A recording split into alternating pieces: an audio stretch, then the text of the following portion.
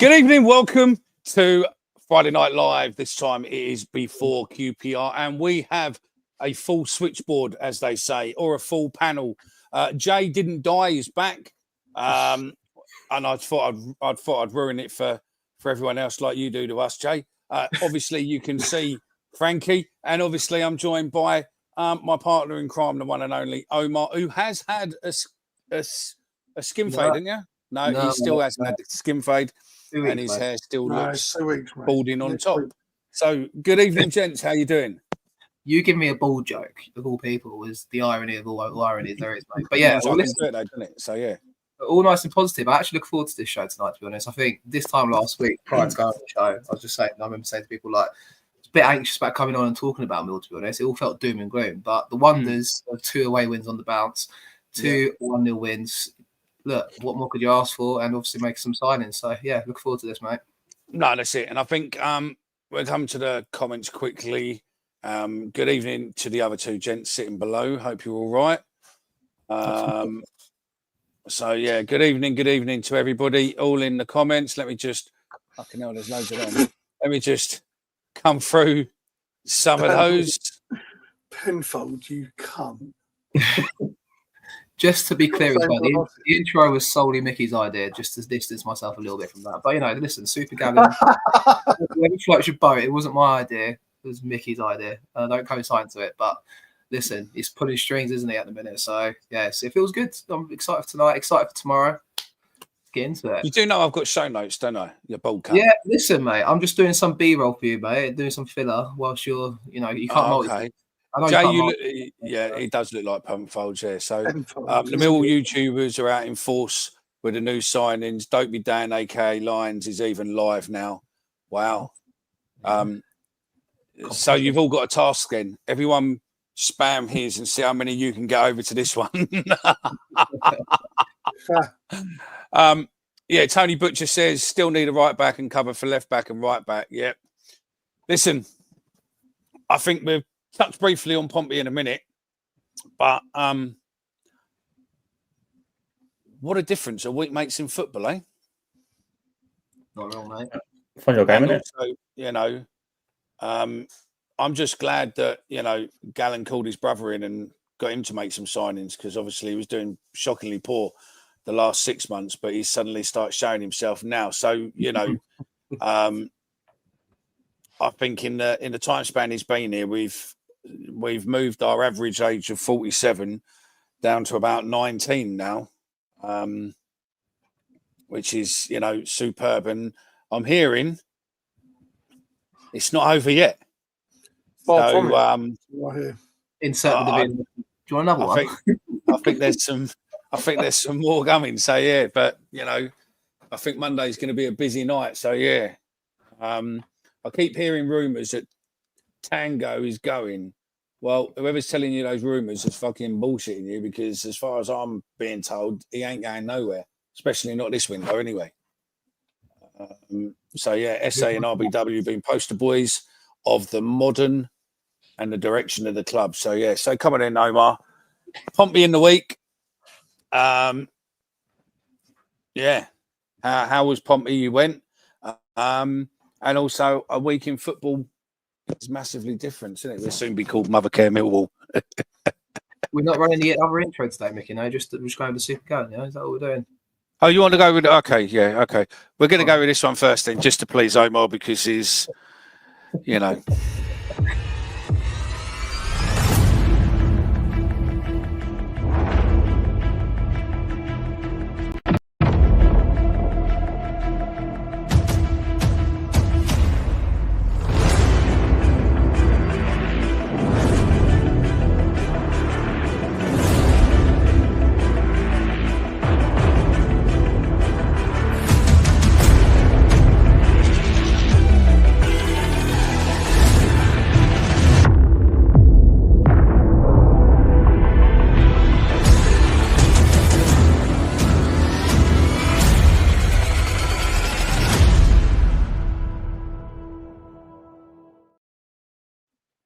Welcome back. Make sure you do like and subscribe to the channel.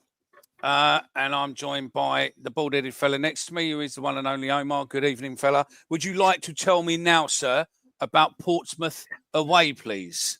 It was blinding, mate. Third time lucky, or third time going down in the season. Obviously, 3 trips, 2 games. We won both times. Didn't see any goals down at Portsmouth. Yeah, I was very confident going into the game, more so than I was last Saturday against Luton. I actually was really thinking Luton might do a number on us. I know they were just as poor as us form-wise, but it just felt like it was set up to be, kind of that game in particular. It felt like it was going to be a real banana skin, and either way it goes. And the positivity it gave, obviously going to Tuesday night, I backed the Serb. I had a little bet on DNI as well, which always helps to walk out of Portsmouth with a bit of money in your back pocket as well. But look, mate, we played well. We dug in, a bit more different to the Saturday game. Saturday was more kind of in control of the game, I felt like. We made subs in the second half on Tuesday that I don't think done us any favours, but we grounded it out, got the win, and we go on to tomorrow, mate. And yeah, Fratton Park, you can't beat it for an away day on Tuesday night, to be fair. I've done it 3 times. It looked very dark. It looked very dark. Like they should absolutely update their lights. Maybe the same people who've done ours, but they need to update. I've got this one here for 1 sec, gents. So we'll put this in and I'll come to Jay and Frankie, who haven't spoken yet, but you will in a sec. Don't worry. Blame that on Omar. Fishmitten's TV says, apart from Cundall's signing, they've all been bolts from the blue. Not a single one of them has been on anyone's radar. Well, they've been on some radar, but yeah, I understand what you mean. I think certain people probably aren't as close to the club as they were, so they're obviously not getting the nods what they were. But I think Will from News at Den, and News at Den's got quite a few right this window. They put a few out, and they've got quite a few this window. Dan Marsh seems to be coming up with people what seem to be happening a week later, but yeah, Percy and people like that. So yeah, it's been an interesting window. But listen, I quite enjoy having names what aren't really being linked to us for a change, rather than the normal the normal journeymen like Kiefer Moore or people like that. And I think it's great. I mean, Jay, I'll come to you first, mate, because it's been 3 weeks since you were last on, and you haven't died. So welcome back, and yeah, tell us. I don't want to know about your illness. I just want to know about your thoughts on the signings, mate. Yeah, well, nice to know you care, Mickey. Appreciate it. I am alive. But no, look, I do agree in a sense that, while these might not be players that are on Millwall's radar, they have certainly been on the radar of the footballing world. You look at Matthews, we brought in the young striker from Middlesbrough. Fabrizio Romano was tweeting about him earlier in the year, about how a lot of European clubs are looking at him, real hot prospect. You've got Benicio, we just signed, was out in with Porto, made sub appearances for Brighton in the Premier League.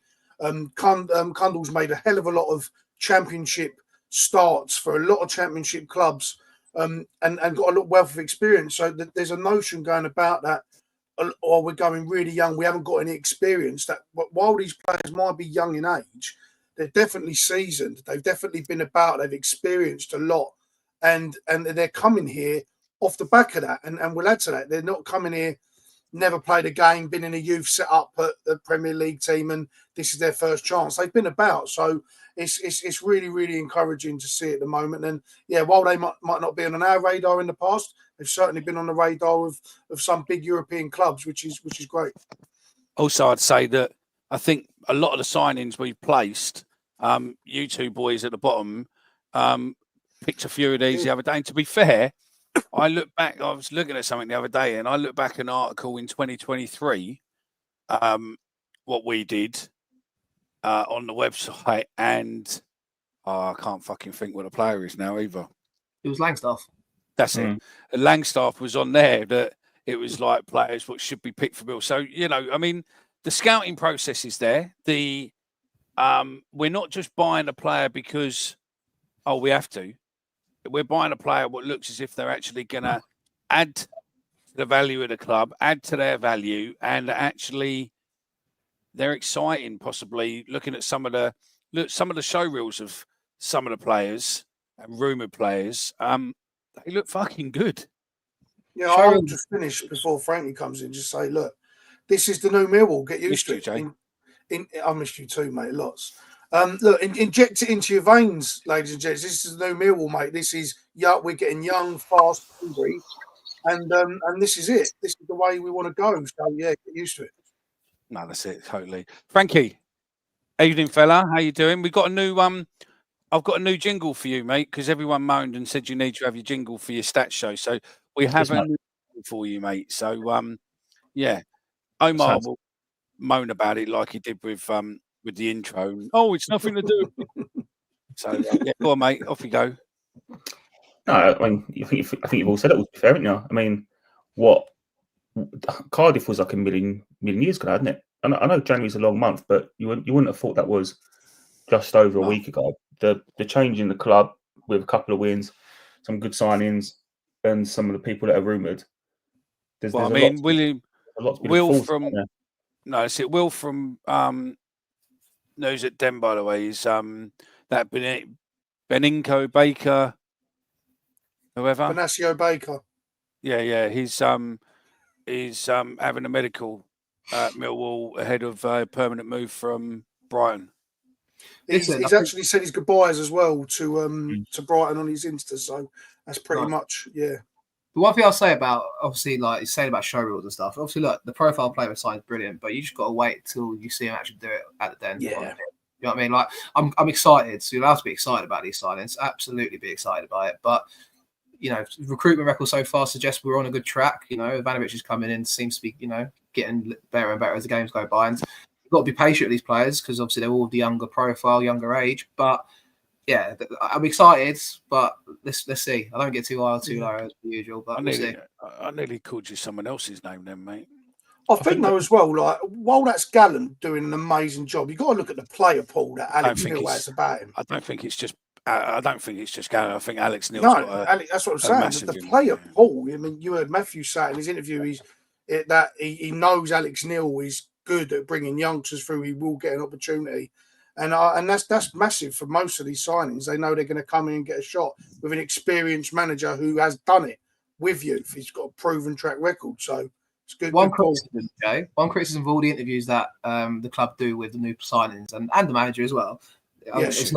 They're all open-ended questions, or they're all closed questions. Yes. Like Max Absolutely. Max is giving them the answer. Feeding it, yeah. Like, you're 100% right. He's got a great track record playing these youngsters and the pathway that we've shown with Roman Esse, haven't we? And it's like he's teeing them up for the sound bites to go on social media. Listen, it's directed by the club, and I'm all for it. If that's what I want to do and push the agenda, we saw it with what we did with Esse and all the show reels we're posting. We're doing it already with Ben Williams as well. It's all about the game of trying to build noise around these players. Listen, I understand it, but it's like the players ain't say it themselves. AJ Matthews might have an idea. He might have spoke to the club and spoke to Neil and stuff. Don't get me wrong, but the questions that are asked by the media team are just so like closed off questions, aren't they? Yeah, 100%. I mean, you'd like to sit there and go, you know, like, hi, AJ, welcome to Millwall. What's your thoughts on Millwall then? You've looked around. What's your early thoughts? And leave it like that. Do you know what I mean? Rather than sitting there going, you know, it'll be like this. It'll be like, Omar, thanks very much for coming on the show. You know, Millwall obviously is a club in the community. It's a working class environment. It's very hostile on match days. The fans can be really loud and all of that. What part of the atmosphere are you going to be looking forward to the most? Yeah, I'm looking forward to a nice community-driven club, you know, the family elements to it. Like, listen, do you know what it is, though? I think also there's an element of protecting the players as well when you're interviewing them. Because you want to tee up the questions for them and give them that. And I totally get that. The games are going with it. But it's just, like, when you praise the players for saying it and stuff, it's like the club like spoon-feeding them a little bit. But it's not a bad thing. It is what it is. Go on, Frankie. When it's a young kid as well, or a foreign guy, this isn't his first language, you can understand where they maybe want to give him a steer in the right direction. I've noticed a couple of these interviews look like they might have had bits clipped out or maybe not done in one take as well. Yeah, I don't think that's. I think that's on purpose, but I'm not being funny. Isn't it nice to be signing people that are at least exciting rather than deadline day panics like we've become used to? Do you not want to have Jason Shackle on loan again, mate? No. Mate, I tell you, the days of Kenneth Sahor and Alex Pearce. I tell you now, that AJ, mate, he looks fucking mustard. If you look at his Wikipedia page, mate, he's scored 1,000 goals in 3 games. Yeah. That's mustard, mate. Do you know what I mean? If he can do that here, mate, we're going to the Premiership. We're going Champions League. Fuming, they mate. let him go. You know what I mean? They're absolutely fuming. I don't know. I think they are and they're not. I mean, a couple of Borough lads I've spoken to aren't too bothered. Don't really know a lot about him in the team. and allegedly a bad attitude. They've said and all this. So But I think it's. the thing is, I think the problem is it's a mix between his dad's his agent. And I think his dad just basically wanted him out playing football because he's young, and if he don't start playing football now, his England career in the future is going to get knackered. A bit like we saw it with Cresswell. So these lads need to be playing football. And also Alex need Neil to be likes out a in the window. 3-4-3, doesn't he? He likes a 3-4-3. So he's got Matthews, he's got Ivanovic, he's got another side where it might be for RBW or Langstaff, or if there's another one coming in. So these young, exciting prospects, he's got a chance to play it, and he would have been sold that. Yeah, I agree. I think it's interesting though, like with the players we're going for, like Matthews, he's a forward, right? By all accounts, am I not mistaken? Yes. Yeah. So then what we've got? You've got Coburn, you've got Ivanovic, you've got Langstaff. I'm probably missing one. Yeah. And you've got Connolly who could play up there, but I think it's been clear from what Neil said, he fancied him in the wider areas, which I don't blame him because Tuesday was quite good, I thought, at least in the earlier stages of the game. But then obviously it begs the question of like, you've got all these options and we are only playing one up top. But even Jay with a 3-4-3, in theory, you're still going to only have one focal point up top. Yeah, 100%. Does it beg the question of, could we see a departure? I know Langstaff's name's been on social media a lot recently. He's not really cut it here yet. You could say through lack of opportunities and obviously not at that moment of absolutely through lack of opportunity. But what I will say though is, would you rather him sit on the bench for the rest of the season, or do you maybe get him out on loan and kind of play him somewhere if the club needs a striker and wants to play him and give him the opportunity to play? Because I don't see him getting back in the team, like at least at the minute. Like of course, around the opportunities will come, but I think I think he can play all over the place. So I think it's just once he starts getting into once Alex starts getting into where he wants to play, then I mean, look, I'm not criticising Langstaff there, Mickey, by saying that. I'm saying like, if you are, but I think you've got to beg the question of like, if he's not going to get his opportunities to play, he might be even asking like, where's my chance to play between now and the end of the season? I mean, what's his name says there? Look, I mean, Ozcan says there, look, if Longstaff could be leaving, if he goes, do we need cover for him? I don't think we do. Personally. That's what we do need cover for him. Yeah, I don't think he's going. No, so, I don't think he's leaving. It's a good question to ask, isn't it? No, because like I think you're right, Omar, in the sense that if he does play a 3-4-3, which he has pretty much outspoken, he said he wants to play, that central striker has got to be like a Coburn. That has to be that has to be the central striker, and Ivanovic will probably play. Yeah, exactly, to be that focal point like Omar alluded to. And then you've got Ivanovic and maybe Matthews on the right, or maybe you do that with Connolly on the right, or you have RBW that plays on that right-hand side. There is ways you can fit around it, or he might play a 3-5-2 that he likes to play and have a Coburn Ivanovic or a Matthews Ivanovic and vice versa. So I do think that if Coburn does eventually get back fit and healthy, or he comes here in another way of form on loan again or permanent, he is ultimately going to be the focal point, because Alex Neil has already said we need a target man. Ivanovic isn't a target man. He's a playing behind through the channels. We still lack a target man in the forward area. And if we have to lose one in this current climate of strikers we've got, Langstaff, sadly, not through any fault of his own really, is going to be the odd man out based on form, based on what Alex Neil wants to do. He is just going to be that odd man out. I just think you've got his value of set at what we bought him for 700k. He's probably worth half that at the moment, because that's how football works, right? He scored one goal all season. I reckon you can get it back. If you put him available now, it wouldn't shock me if a League One club paid 700k for him. You reckon? Maybe. I don't know, but I feel like you want to get him out. I don't know. Maybe I don't think he's going to play the next 5-10 games. It can change so quickly. He ain't a flop. He was a low risk, high reward signing. He scored every club in, with the amount of goals he scored, to spend the money we spent on him. We all said, great deal. If it don't work out, it don't work out. You had to try it, because the amount of goals he scored, you had to take that risk. We all said it was a low risk, high reward. So, yeah, if it don't work out and he has to go on loan to a League One club, can you do it at League One before you do it in a Championship? Can you make that step up before you then come and make this step up? When we've already got, Ivanovic has probably got a better Championship profile about him in terms of his strength, his pace, and his raw ability, and Coburn has got quality because he's been around the Championship outfit for a long time. So he does find himself, in the odd man out situation, not through being any fault of his own, just because of the way Alex Neil wants to run it and how people are performing. It stinks of Luke Gregory as well a bit, the situation. But Luke Gregory got the opportunity to drop down to League One and play for us the season after. Yes. So I don't think that's going to happen with us here in this scenario. I'll be shocked if it did. But go on, Frankie. What would you say, mate? He's not the only one, though, is he?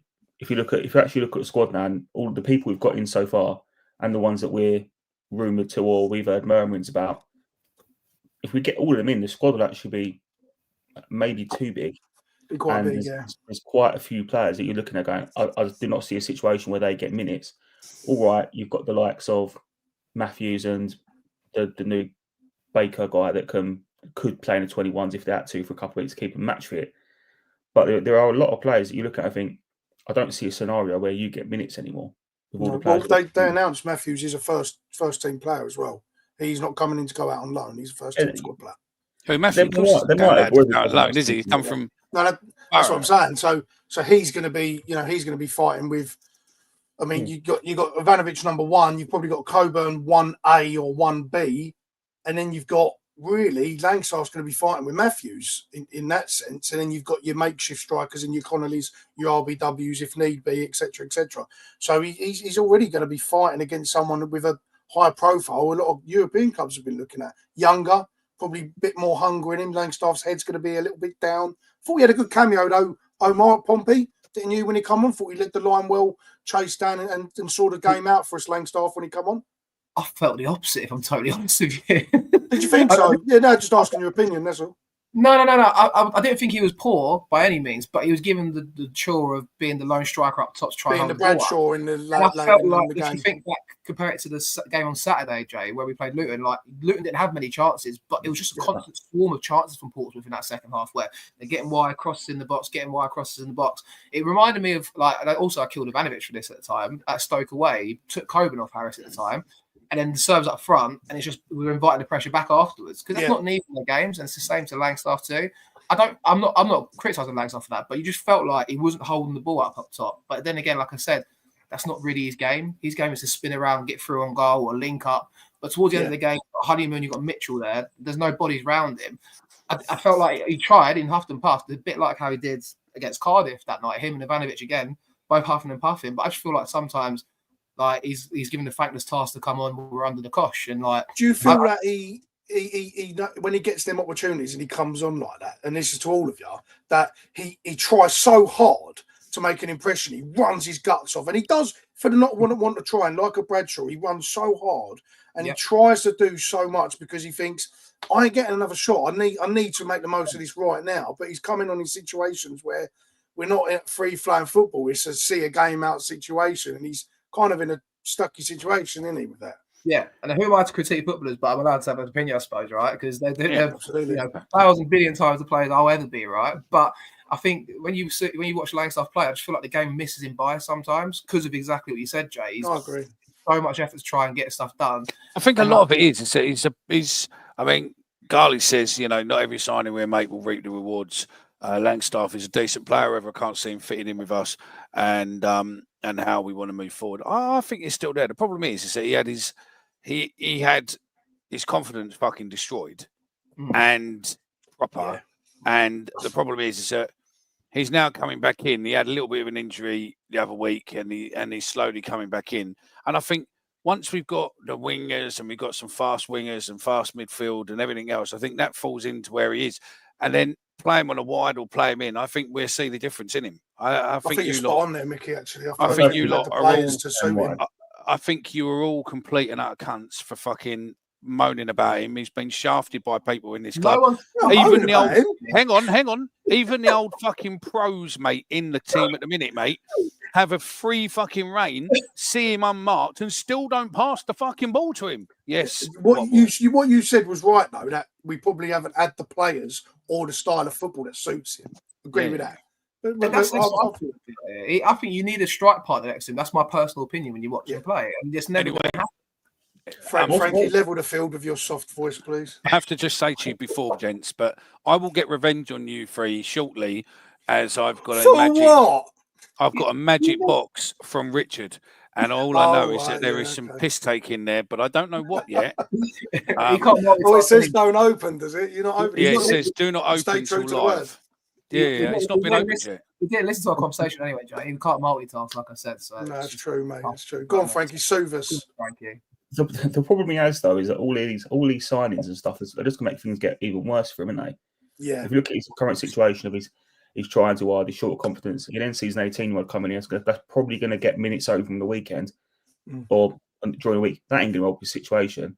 So it does then beg the question: would the best thing for him as an individual and look at next season be to loan him out, send him to League One, get him confident, give him a full pre-season with the club, and then see where we are? I love that. We've done a full back to my initial point, and this is it. I think that's where I'm at with it. Do you know what I mean? Like that's the perfect way to close off, I suppose. And Neil said it though. Neil said, and it was perfect. He said, "Look, when speaking about Ivanovic after the Portsmouth game, said, look, you can't give a player confidence. You can't give it to them. They have to earn it. But you sure as hell can, as a manager, take it away from them." And that's he's got to ride the hot hand at the moment, or the hot foot in football sense, and that is Ivanovic. And I think the problem you've got with him is that he's trying too hard. Oh my God. We're done this conversation. Move on. Next topic. Anyway, I told you don't listen. Sean Williams. Sean Williams, go on. Do you want to introduce retiring from football? Legendary. The Wand. Yeah. The Wand. It was a good servant for us. Great servant for us. If I'm not mistaken, go on, Frankie. For a long Frankie, time, you ain't spoken all night. Have a word. For a long time, I think he actually might have been my favourite Millwall player in the Harris side early Rowett teams. It was ridiculously consistent, and he every now and then score a goal from the halfway line just for a laugh. Yeah, and I think you're right, mate. I think, if I'm not mistaken, I saw him tweet a few weeks ago. He was involved in the under-8s or under-9s Millwall team, like doing coaching or something. So I don't know. So I feel like there is hopefully a job for him somewhere in football. He sounds at the end of his statement, he signed off saying, "Look forward to the next chapter in my football adventure" or something along those lines. So yeah, like I'm always faithful. You say about the halfway line goals. The biggest impact for me, mate, is that goal at Wembley with Morrison, because obviously Williams is bombing down the left hand side. Yeah. How do you see that, right? Yeah. Why was he there? Cuts back on his right foot as well. Just so anti-Williams. He's Williams. He travels down the left hand side, cuts back on his right foot. Gregory far post. Morrison's there. Gregory stretching. Morrison's there. It's ingrained in the memory. But no, I think that's my best moment with Williams. Amazing servant for us. I think the biggest word you just said there, Omar, was consistency. The guy gave you level 8 out of 10 every single week. He was that calm head in the midfield, composed, just a Rolls Royce of a centre midfielder for us. Wasn't the flashiest player, didn't have the greatest technical ability, but when that ball in his left foot, he could pick a pass. They weren't all skills and multicoloured boots. He was just, let's get the ball down and play. And proper Millwall player. And great career he had with us. And maybe that bad injury that he had with his back maybe played a big part in it. But look, he's retired on his terms, and great shout out to the Millwall fans as well from him. So wish him all the best. Go on, mate. One of us needs to agree. I was going to say, I don't agree though. He got off to a shit start at Millwall, and he came back. Terrible. Because everyone was slating this. You've got this wand, and we never saw it for Holloway months. Made him a bit of a parody at one point. He was playing centre half, midfield, all sorts. But I was just about to say, am I making this up? But he was signed as a centre back, wasn't he? Well, yeah, he played at MK Dons as a centre half. He's actually scored a few free kicks for them as well. That's why, like, when he first came in, I think he came in to play midfield straight away. But I remember him getting sent off early doors, and he's one of those, a bit like Webster almost, because he signed Webster and Williams that season. I think Webster in the summer, Williams in the January window, and like he kind of scapegoated the pair of them at different times. And Harris came in and kind of settled things in League One. I've mentioned Neil Harris, guys. There you go. Don't kill me too quickly with that. No, he did. It's fact. And then Harris not playing a lot that League One season, the first one. Sorry? Am I right in remembering that in that first League One season, the year we lost against Bradford, he didn't actually play that much, Williams? I feel like he did, because it was him and Thompson, and then Thompson and Abdu would switch out. I felt like because he played a 4-2-3-1, didn't he? At one point with Thompson in the 10, wasn't he? And it was Abdu and Williams were sort of I think he still done the 4-4-2 with Morrison and Gregory up top, didn't he? That season, yeah. Thompson was in the 10 was more Gary Rowett kind of time, I think, and then that was Harris at Luton before he left that first season up. Played 4-2-3-1, didn't we? Yeah.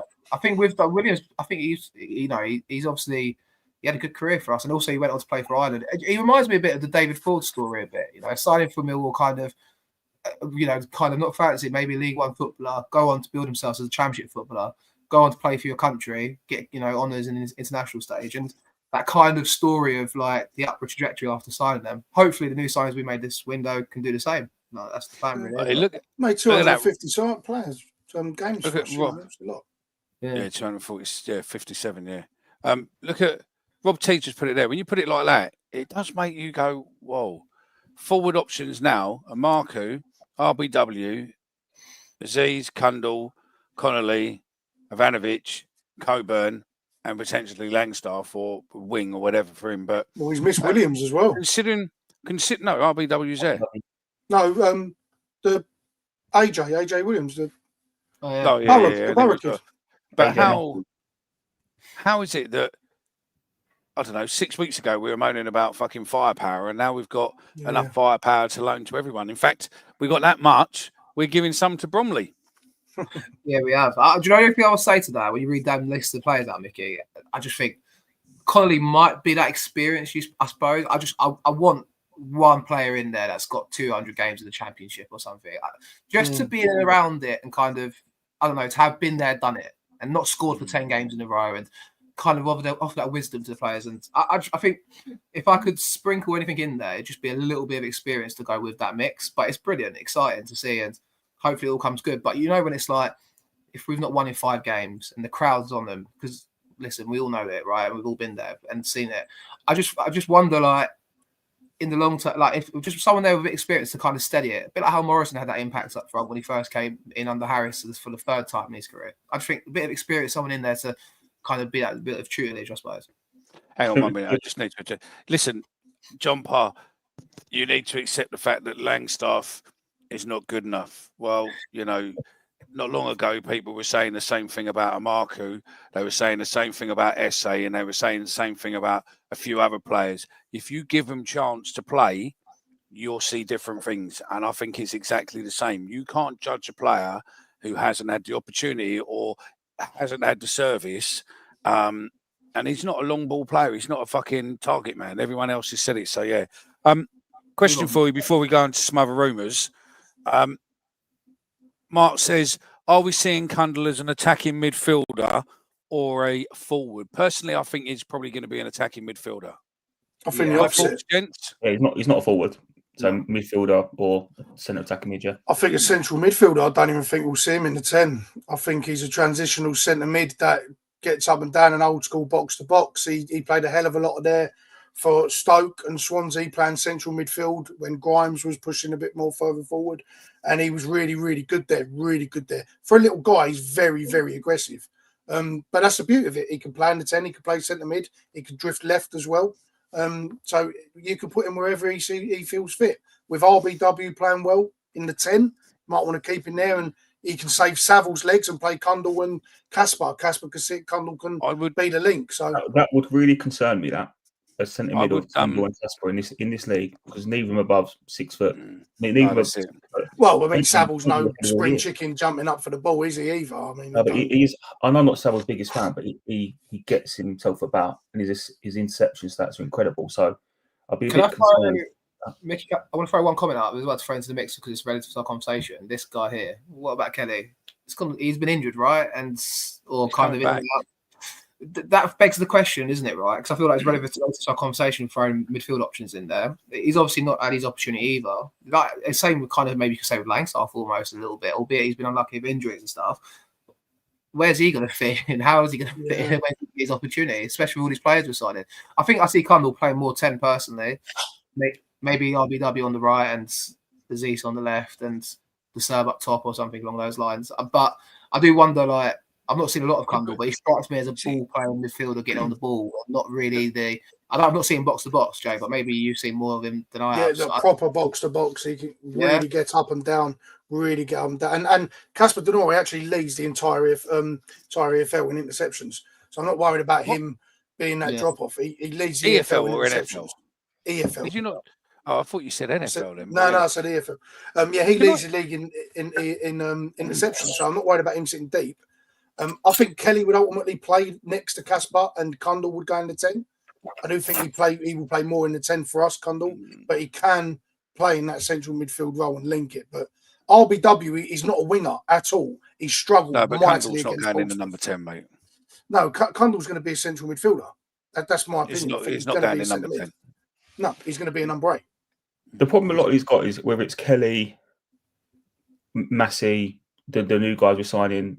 There are people at the minute where we are now winning games, and they've got to go and take a shirt off RBW.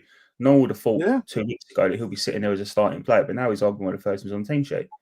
So these people have got to do exactly what he did: get an opportunity, take it, run with it. Yeah, but I think what a good problem to have. A nice problem to have. No, it's not. Yeah. But you've got to look at it and go, yeah, RBW, yeah, okay, he's good, but he's played a few games and he looks good, but he ain't. I wouldn't say he is championship ready every game. I wouldn't say that if you stuck him in for 46 games, I think he'd be fucked by the end of it. Do you think if he made it through? Is that what you mean? I think I think he's just doing it to prove because we've got no one else, and he stood up for the challenge and gone right. And now we've got players. Those of you out there who aren't yet on Twitter following Will from News at Den, I would probably go follow him because I think he might be doing an announcement at some point shortly. So I would go follow him if I was you. I just think that now we've got lots of players. I think the thing is now is that the exciting part for me is the rotation. Is that we're not playing slightly tame because we don't want to injure a player or, we can't afford for them to be injured. We've got so many players now with rotation what can play in different positions that all of a sudden we can really go for it. Look, I'm not saying we're going to go for it this season, but next season, definitely the one after, I think potentially could be our season. Do you know what I mean? By the time these players all bed in, I think, 2 seasons time or so, I think will be the season where these players could be fucking dangerous. Big time. Even next year, this summer's going to need this summer's still going to need a 6-7 player turnover in the summer. So I still think next year will be too hard as well, personally. Thank you. On that one, do you get rid of everyone, all the senior pros, or do you keep a couple in? Like for me, I had this conversation with Ben actually on text yesterday. I would keep, and I think Leonard's probably triggered some sort of clause, so I reckon he stays. Leonard's staying. Lenny's already got a contract for next season. Well, no, he signed a new deal, but they said it was on improved terms, Jay. So they kind of worded it to say, like, to warrant his success with how well he did last season to get to play of the season. We normally do like that trigger of X amount of appearances, but he probably triggered that clause by now, so he's probably safe to assume he's going to be here. Yeah, I'd keep Saville around as well, and then I'd probably get rid of the rest. Like that's how I'd look at it. I'd keep Leonard's and I'd keep Saville. What do you reckon, Frank? I mean, because that's how I'd look at it. Oh no, I'd sign Dan. They've got to look after Danny Mack. No. I'm talking about experienced pros, the ones that have been around that are in their 30s now. The ones that are, we're talking Hutch, we're talking Murray Wallace. Yeah, Leonard, we're talking. Oh my God! Yeah. The young players. So I know it's all right. I just saw Bobby. Hello, Bobby. Bobby, we did. Is Who Are You?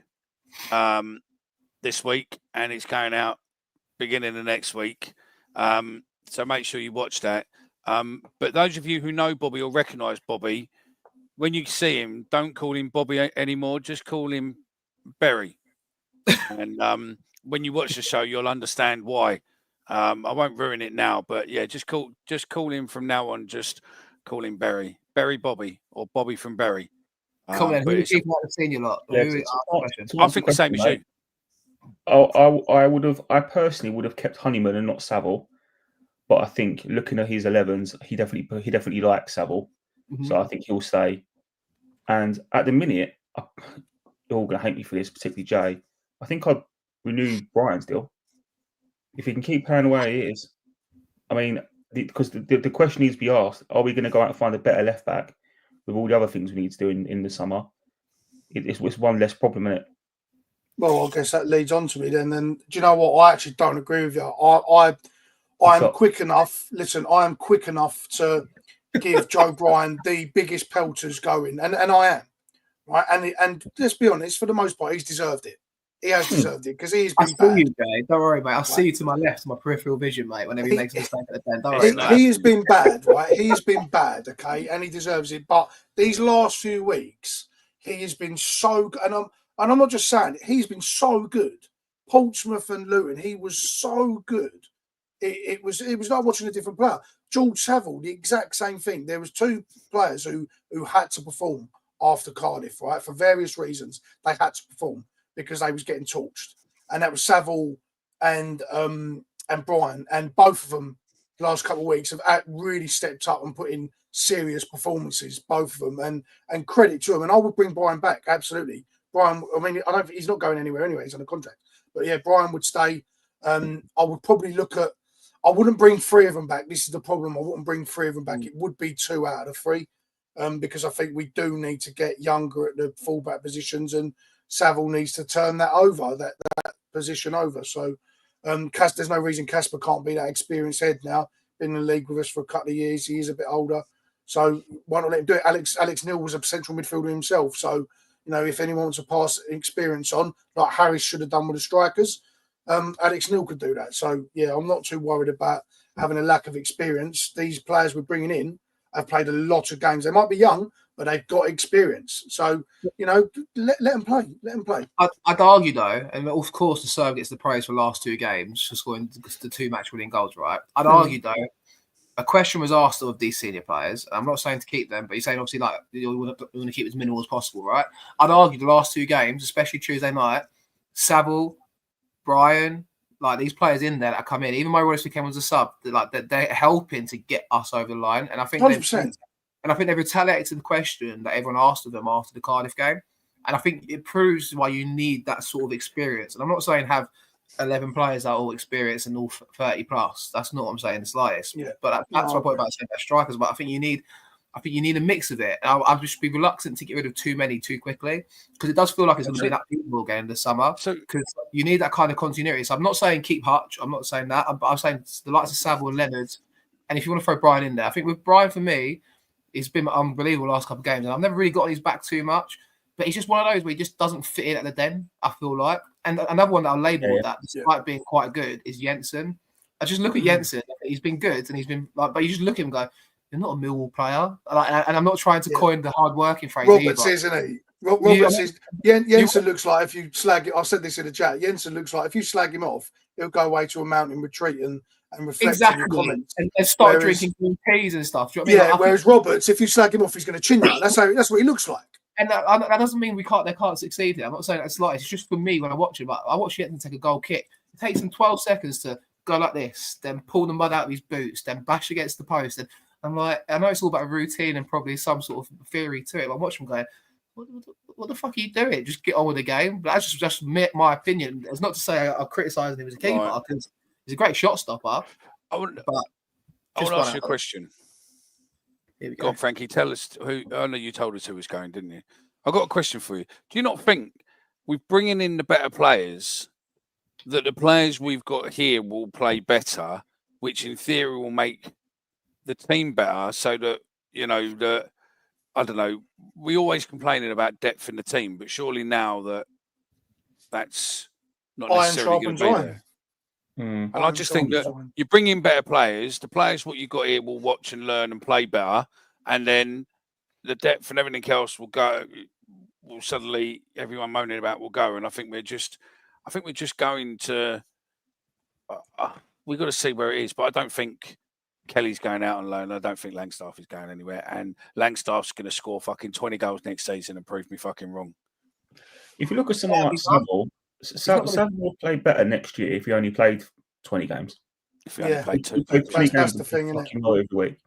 But if he plays 46 and looks average. One thing, I am Millwall.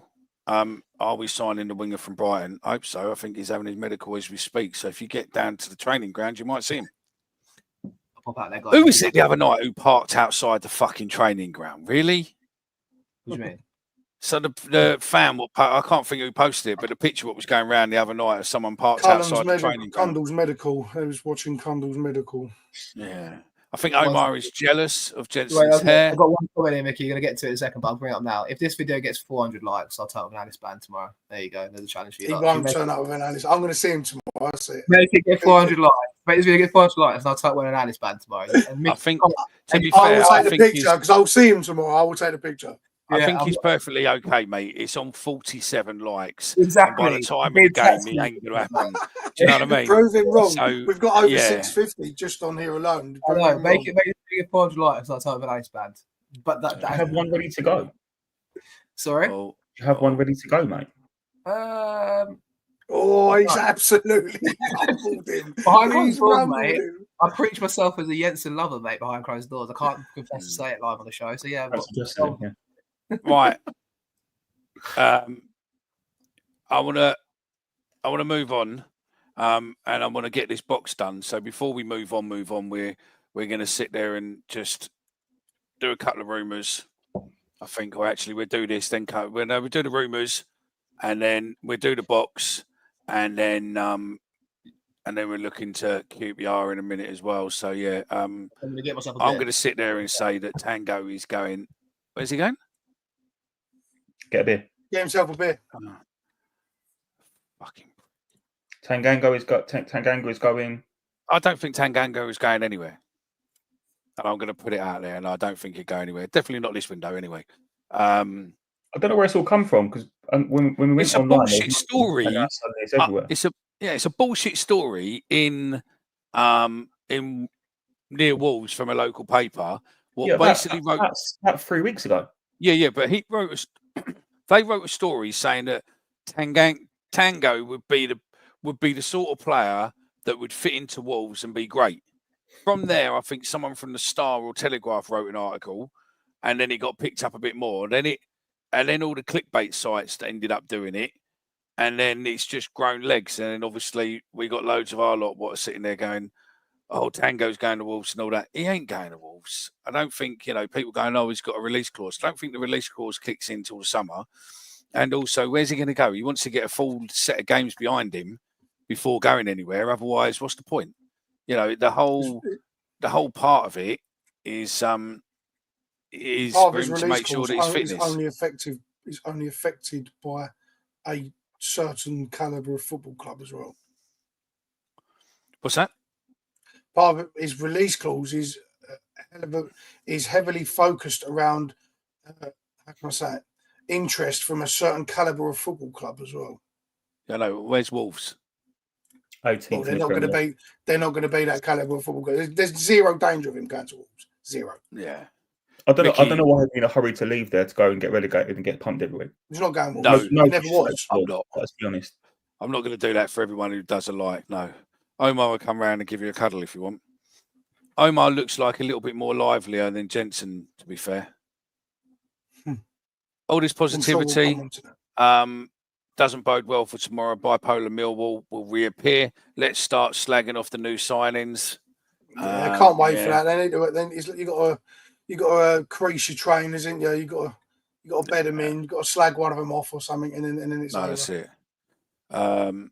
Tango is a great centre back. Yeah, especially not to Wolves. No. Nikki, hello, Nikki. How are you? Hope you're well. Nikki, I met years ago, was working with the Mizzen Foundation back when I was founder of the board, and obviously tomorrow is Jimmy Mizzen's day, and as you know, the last few weeks there's been a bit of unwelcome publicity for them. But look, tomorrow, make sure you bring loads of change, stick the money in the bucket, and support a charity that is pretty much one of ours, and it's very, very close to our hearts. So support the charity, support tomorrow, and it's a sellout, so we don't normally let you down. So hopefully we won't. So there you go. Hope you're well, Nikki, and no doubt we'll see you soon. Right. Let's have a look before we. Oh, fuck's sake! There we go. Right. Yeah, that is a good Jonathan Fraser. I'm not going to put your question up now. I'm going to come back to it. Talking about Roberts. There we go. Right.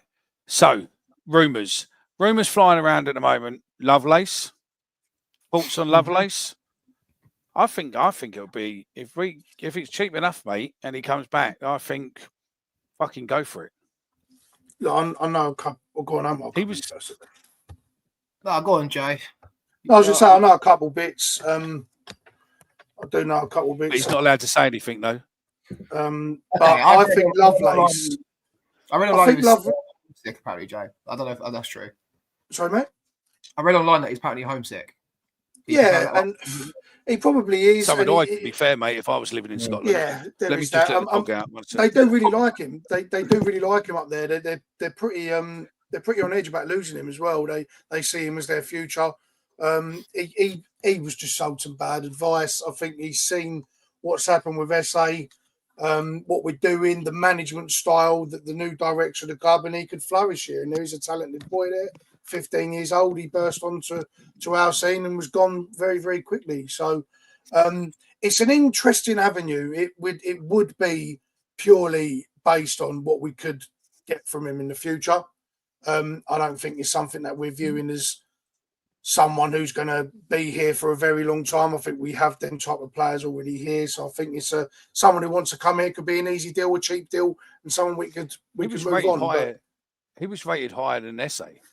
Yeah, they love it. Rangers love him.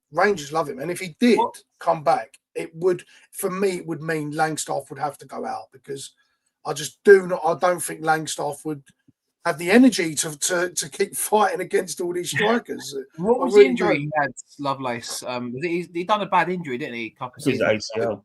Yeah, it was his ACL. Yeah, his ACL. Well, that's the only thing that would make me be questioning. I've heard or read anyway online when I see the reports that he's out of contract this summer. So obviously, even though he's under the age of 21 or 22, whatever it was, same thing applied to us. There is no compensation involved. So you imagine the fee's really cheap. It feels like a tactical risk that you want to take. If he is homesick, that I've read online on Twitter as well, then I think I don't mind the deal. I think I do question, like, you sign all these young strikers, like, are they all going to be ready to make an impact in the Championship? I guess we're going to find out by hook or by crook. Well, he's 19 now as well. You know, you got to look at that. He's 19 years old. 19? So has it been that long ago? Because he was 15 in December by that time. Yeah. Yeah, he's 19, but he does play. The thing that will help him here, if he does come back, is that he can play out on the wing, and he's primarily used out on the wing as well. He plays on that right hand side a lot of the time for Rangers. He would play on the right hand side here. He would be here as a winger. He wouldn't come here as a centre forward. He wouldn't come here even as a striker option. He would go into that Aziz, Benassia, and Emarku room. He would go into that room. So it is an interesting choice. You know, another young, exciting winger that has been here. It would be an easy transition for him. He would already have a place to live. He would already know the club, and it would straight through the door and hit the ground running. So very interesting that he wants to come back. First and foremost, but want to go back somewhere, you've got to have broad shoulders to admit you made a mistake at that sort of age. So, and you've got to have the Roman essay element in there, where it's like, you get the opportunity to play. And I think if you took it in isolation, you forgot his history, and he said 19 years old from Scotland. I think he's 18. I can't believe he's 19 already. That's ridiculous. But yeah, no, he is. It's January. I think it was about a couple of weeks ago. His birthday was. But I think in isolation, anyway, if you go, a player that's getting on the bench at Rangers, I searched his name when I saw it, and I saw he got an assist the weekend before last or something, and like it was on the bench against Man United, wasn't he? That's what I mean. If you're saying to me, you got a 19-year-old that plays for Rangers that is potentially being linked with us, it's a no-brainer. You go for it. I think with the history of knowing that he's been injured in the past and stuff like that, it puts question marks over it. But I think still out of contract in the summer, it's a no-brainer to go for it. I think. No, it would be a cheap deal, wouldn't it? The other rumour. Wait. Got to have soft-spoken Frank. SSF. Well, if you speak up, son, we might hear you. Thank you, mate. You need to do so, and I thought we'd go around the room like polite fucking civilized people. Yeah, I know, Frank. Yeah. Call him a certain word, and you'll be all right, mate. It's fine. It's because Jay uses fucking 30 sentences for one. I just tried to enunciate things. Would I sign him? Yes, because I think the finances will make sense. Am I concerned about it? A little bit. Because of the injury, because he wouldn't be the first person, the first young player with a really good potential to make a bad move, have a rough couple of years, and almost fall out of love with the game. He won't be the first. He won't be the last. And if that's where he is a little bit, he'll never get that back. And that's where I'm a little bit concerned about him. But if the money's right, there is absolutely no risk involved. So why not see if we can resurrect his career a little bit? Yeah. Position of need as well. Yeah. Why not have a familiar face? That bit's Lovelace. Lovelace's 19, birthday 23rd of the 1st, 06. Cool, Fixed there's a name model. from the past. Remember this geezer? I saw him Conor floating around the Wilkinson. FA Cup at some point. Yeah. Is it Conference or Conor Wilkinson? He was the one that got away, apparently. But it's Bolton, didn't he? Yeah, and Charlton at one point he ended up at as well, didn't he? Is Linda Lovelace? Is that the bird what done Debbie? It was who played Debbie Does Dallas, wasn't it? Is that the same one? I'm not sure. Where are we I going? don't know why that sticks in my head, but yeah. Where are we going? No, I'm not that old. Yeah, I look it, but I ain't that old. Where are we I've got going? no idea. So yeah. Right. We'll go through France on Wait, Mickey, fire. sorry. Mickey, what is Debbie Does Dallas? I've never heard of it. What is that? It's an adult movie. Cherno Samba, mate. I was looking for more of an answer. We done. Oh, we- the big man. We need to figure out. Oh my, that's what we need to do. We need to figure out these early interviews we did. Oh, that was it. Yeah. Sorry, Happy. Yeah. No, she'd done a film called Deep Throat. Sorry. Yeah. Yeah. Look. We're gonna get cancelled. It's all there. Look. Everyone It's in the all there. Look. comments- And the I amount can of people what are doing it. Do you know what I mean? What's know. gonna I- get cancelled? I'm questioning our viewership, guys. So yeah, it's called Deep Throat. So yeah. Oh no, sorry, that's the wrong comment. In a minute, it's gonna go black. We don't remember when we first. So right, just a quick one, 2 seconds. We started 5 years ago, pretty much around this sort of period, 5 years ago, right? And when we started, we done a load of ex-player interviews. So we done Cherno Samba. Zampa's the lion, mate. No, I know. That's why I said it with a Z. But yeah, we did. Who else did we did? We did Melvin, didn't we? We done loads of ex players, some of the things, but a lot of them we never put up. And the other night, remember when we did the goalkeeper show? Yeah. That was funny as well. We've not put them up. Yeah. So I think What about the best show we did, mate, which I wish we could recreate? Sorry to interrupt you there. Was when we done the family show, we had Robbo, Gary Alexander, and David Ford. Yeah, Adam Dunn as well. Yeah. Oh, Alan Yeah, Dunn. Adam Dunn. No, wait. So I don't think we had Ford. So we done that. Yeah, we like, had Fordy, didn't we? We Yeah, had Robbo Fordy, and Alan Alan Dunn. I think we Gary- had 3 or 4 of them. And I mean, you look back at it Yeah. now, And like, Michael. I'd love to recreate that. I'll tell you what we need to do. We need to recreate that in person one day. Well, And we I think could. We We need to do could to that. a degree because I've got just before COVID, Michael, who wrote that book, gave me 100 copies of that book for a charity and signed all of them. Now we could go get them all signed by the There you players from that time, and then auction them off for it was for Demelza. It was going to Demelza, the charity, the kids' hospice. So it will still go to them. But yeah, we could possibly look at trying to do it, mate. That could be a challenge and a half, mate. Yeah, we could do it, but pause. The comments have not blown up like this all night. And then when you mentioned fucking Linda Lovelace, right? It's gone on a spiral. I've had to scroll up to try and catch up and read them here. So everyone, thank you for your comments. All right, I'm liking Dean Taylor talking about Wilkinson and talking about the football and stuff. Let's Oh, pause that side, yeah? sorry, Carly. Carly says shit. My niece is listening to this. Don't worry, Omar's got the film if you want to borrow it.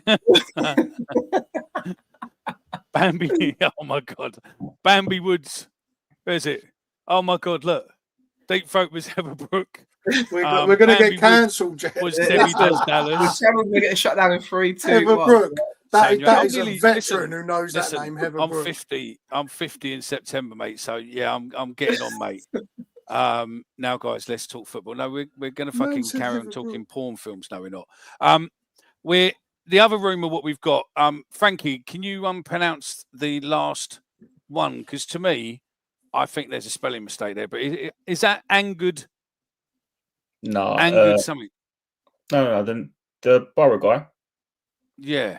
Anthony Jickstill. Oh, you've not put Anthony. Nah, probably fucking. You put probably Angud. after, correct me, mate. Yeah, he's put Angud. I'm willing to bet I didn't, and my iPhone corrected me. Okay, but it's still You're fucking. welcome for me doing the show notes for you, mate. You're welcome. No, that's right. Thank you very much. I made you a theme tune. So yeah, calm. Right, And his last name one then. Anthony. And Anthony, I think, but it's in. Go on, Dutch, so. do it.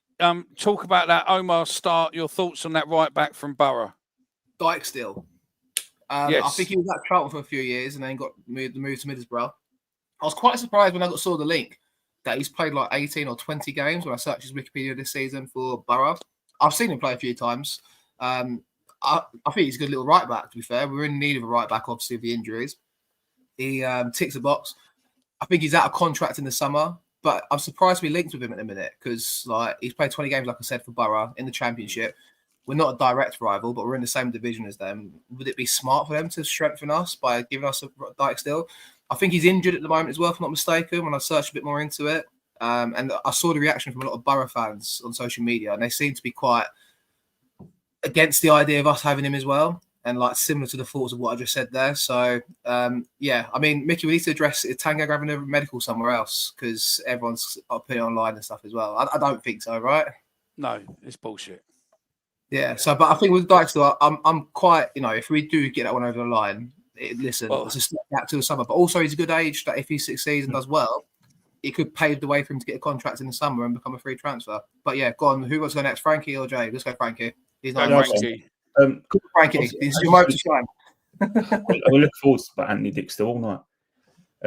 Obviously, he's out of contract in the summer, as you said. So, if he can come in and impress in his loan, who knows what happens? It's a position we are absolutely desperate because I think whilst Crane's done a great job, it's too risky to bank on that happening all season. I read this morning that he has been kicking off a little bit because he wanted to play more. He was a first team regular, he's not anymore, and that's. They used to play a back four, now they play a back five, play wing backs, and he's sort of dropped down the packing order a little bit. So it makes sense for both parties, and I'm sure he's going to come in and make it. If he does come in, he'll make an impact because we are desperate for a right back, aren't we? Yeah, maybe. I think we need it takes a box like to get someone in. Crammer, to be fair to him, has been unbelievable. Like I think he's been very, very solid since he's come in. And that's it. He deserves the plaudits for that, but you do need someone else in that's more of a natural right back. It's not realistic to ask him to then play the next 20 games as right back. Yeah. Right. Do you want to see what's in the box? Go on, Jay. While you're doing that, and I'll get the box bits. Good age comes with experience. Again, something that's needed. A bit of balance seems to be. We're really experienced at the back, and the further we get up there, the experience is completely gone. So I'd like to move that up the field a little bit, but yeah, no experience right back. Played a lot of football. Dutch. He could play centre back as well. We could actually play left centre back as well. So a bit of versatility there, a bit of utility, which will aid what Alex Neil wants to do, playing a 3 at the back or a 5. He can play wing back quite comfortably. It's very strong, very aggressive. It will suit us down here. And like Frankie just said, look, out of contract, if he can put a run of games together, get on well, there's no reason why we can't sign him. And again, it's pennies. We're saving money. Gallon's got this war chest. We're not spending none of it. No. But we're still making fantastic signings. So this has been really, really good management from the board, really good management from Alex Neil as well. And yeah, if we can get a right back in, I think that's the big one right now. Get a right back in, and then I think we need another winger, just for the injuries and so on. And then I'll be pretty comfortable. Before Baldy over there goes with what he's going to say anyway. I'm worried because he looks like he's about to We've got 188 people supposedly listening on YouTube and watching right now. And if you haven't already, please be sure to like the video. I'm actually having the blinder tonight, so we're enjoying this. I'm not having this. But you are looking like Ange a little bit. I was going to bring it up afterwards. But guys, if you're listening and enjoying don't worry about that. You wait till you see this in a minute. Be sure to like the video and give it and get involved in the comments. We're enjoying this tonight. So yeah, just do we are, mate. So we're now being able to offer mouse mats. Okay. Okay. There's two. I will show one on air, and I will put one in the chat. Okay. And when you see it in the chat, you'll understand why I'm not putting it out publicly. This is evil. I mean, I'm not too bad. Omar is what it is, but yeah. What is going on here? I'm normal. That's all right. I'm normal. I've had a touch. The Harvey Price shout. Jesus Christ, man. Oh no, what's me again? I forgot. Who's got the Peter Kay shout? It's blurred out, Mickey. Frankie's got Peter Kay. Who have I got? So basically, you're Jack Black. Jack Black. How did we get that? What's going on? Dan, negative Dan is Jay from the In-Betweeners. Yeah. I'm Alex Neil. You've had it off there. You fucking paid him for that. How's he got away with that one? Steve has got Stephen's got Grant Mitchell. Come on, man. Stephen's got the person I'm not going to mention. Ben is Freddie Mercury. Omar is Junior. Yeah, whatever you want to. Junior. And Frankie is Peter Kay. Oh, fuck. Am I Jack Black when he was like in Tenacious D? Or am I Jack Black now when he looks like he's fucking had a bit of depression? No, you're that Jack Black. Look. Oh, it ain't a bad now. No, like now it ain't a bad shout, is it? It's a bad mugshot, isn't it, mate? That's a bad mugshot. Awful. Yeah, it's terrible. Oh, Jesus. Fair play. Yeah. Well done. Right. What's the next one, Mickey? Come on, let's move it along. What's the next one, mate? So we got. Very nice. And also my one, thank you. We've got a couple of. Oh, I need one in for work actually. Now I'm in an office space environment. So we've got a cup. Put it in front of your body, mate, because it's blowing it out. Yeah, I know. So we got a cup, and you can have your name on the side of it. Oh, look at that! Like that. Okay. And then we've got a badge one. So we've got a couple of different. I will drop you an email in a bit, an email address in a bit to everyone who can, if you're interested, get on the waiting list, and then we'll let you know when they go. Waiting list. Who do you think we are? Who do you think we are, mate? Fucking Wait, waiting list. I'll settle for a pint instead. Where's a pint glass? There's got to be a pint glass, surely. There's got to be a pint glass. Not yet. There will be. Is it Richard, right? Richard, come on. Where's the pint glass at, mate? That's the same one. So we got pod ones and we got the club badge ones. And a load of... We've got the tins. Oh, and we've got a new one as well. We've got now I'm in an office environment at work. I need a couple of them. And the credit card machine. You know the credit card wallet things? Nice. I actually want that. I love that. Thanks, mate. Unfortunately, no worries, my birthday's just gone. Yeah. You have to wait till next year, won't you? Right. Should we focus on tomorrow's game? Yeah. So no, just one movement before we go on to that, please. Is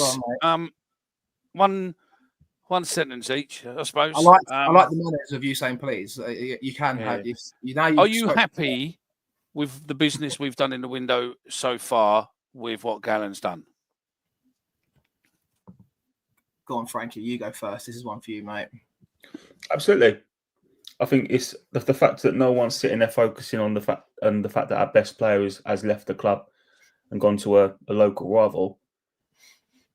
Just goes to show that we've done something, haven't we? You can see the direction the club's going. We've got a lot of players in. We're not doing a typical Millwall deadline day panic nonsense. There's nothing to complain about. So yeah, happy days. Yeah, put your comments in the comment. Just let us know. Are you happy with the work Gallen has done, and has he managed to convert the haters from the haters' arms to the Paradise Pub instead? I think I'll go next, Jay, if you don't mind. I'll go next. I think get your comments in as well. But I think what I'll say is I'm very pleased about the profile players we're signing, and I'm excited to see how they do.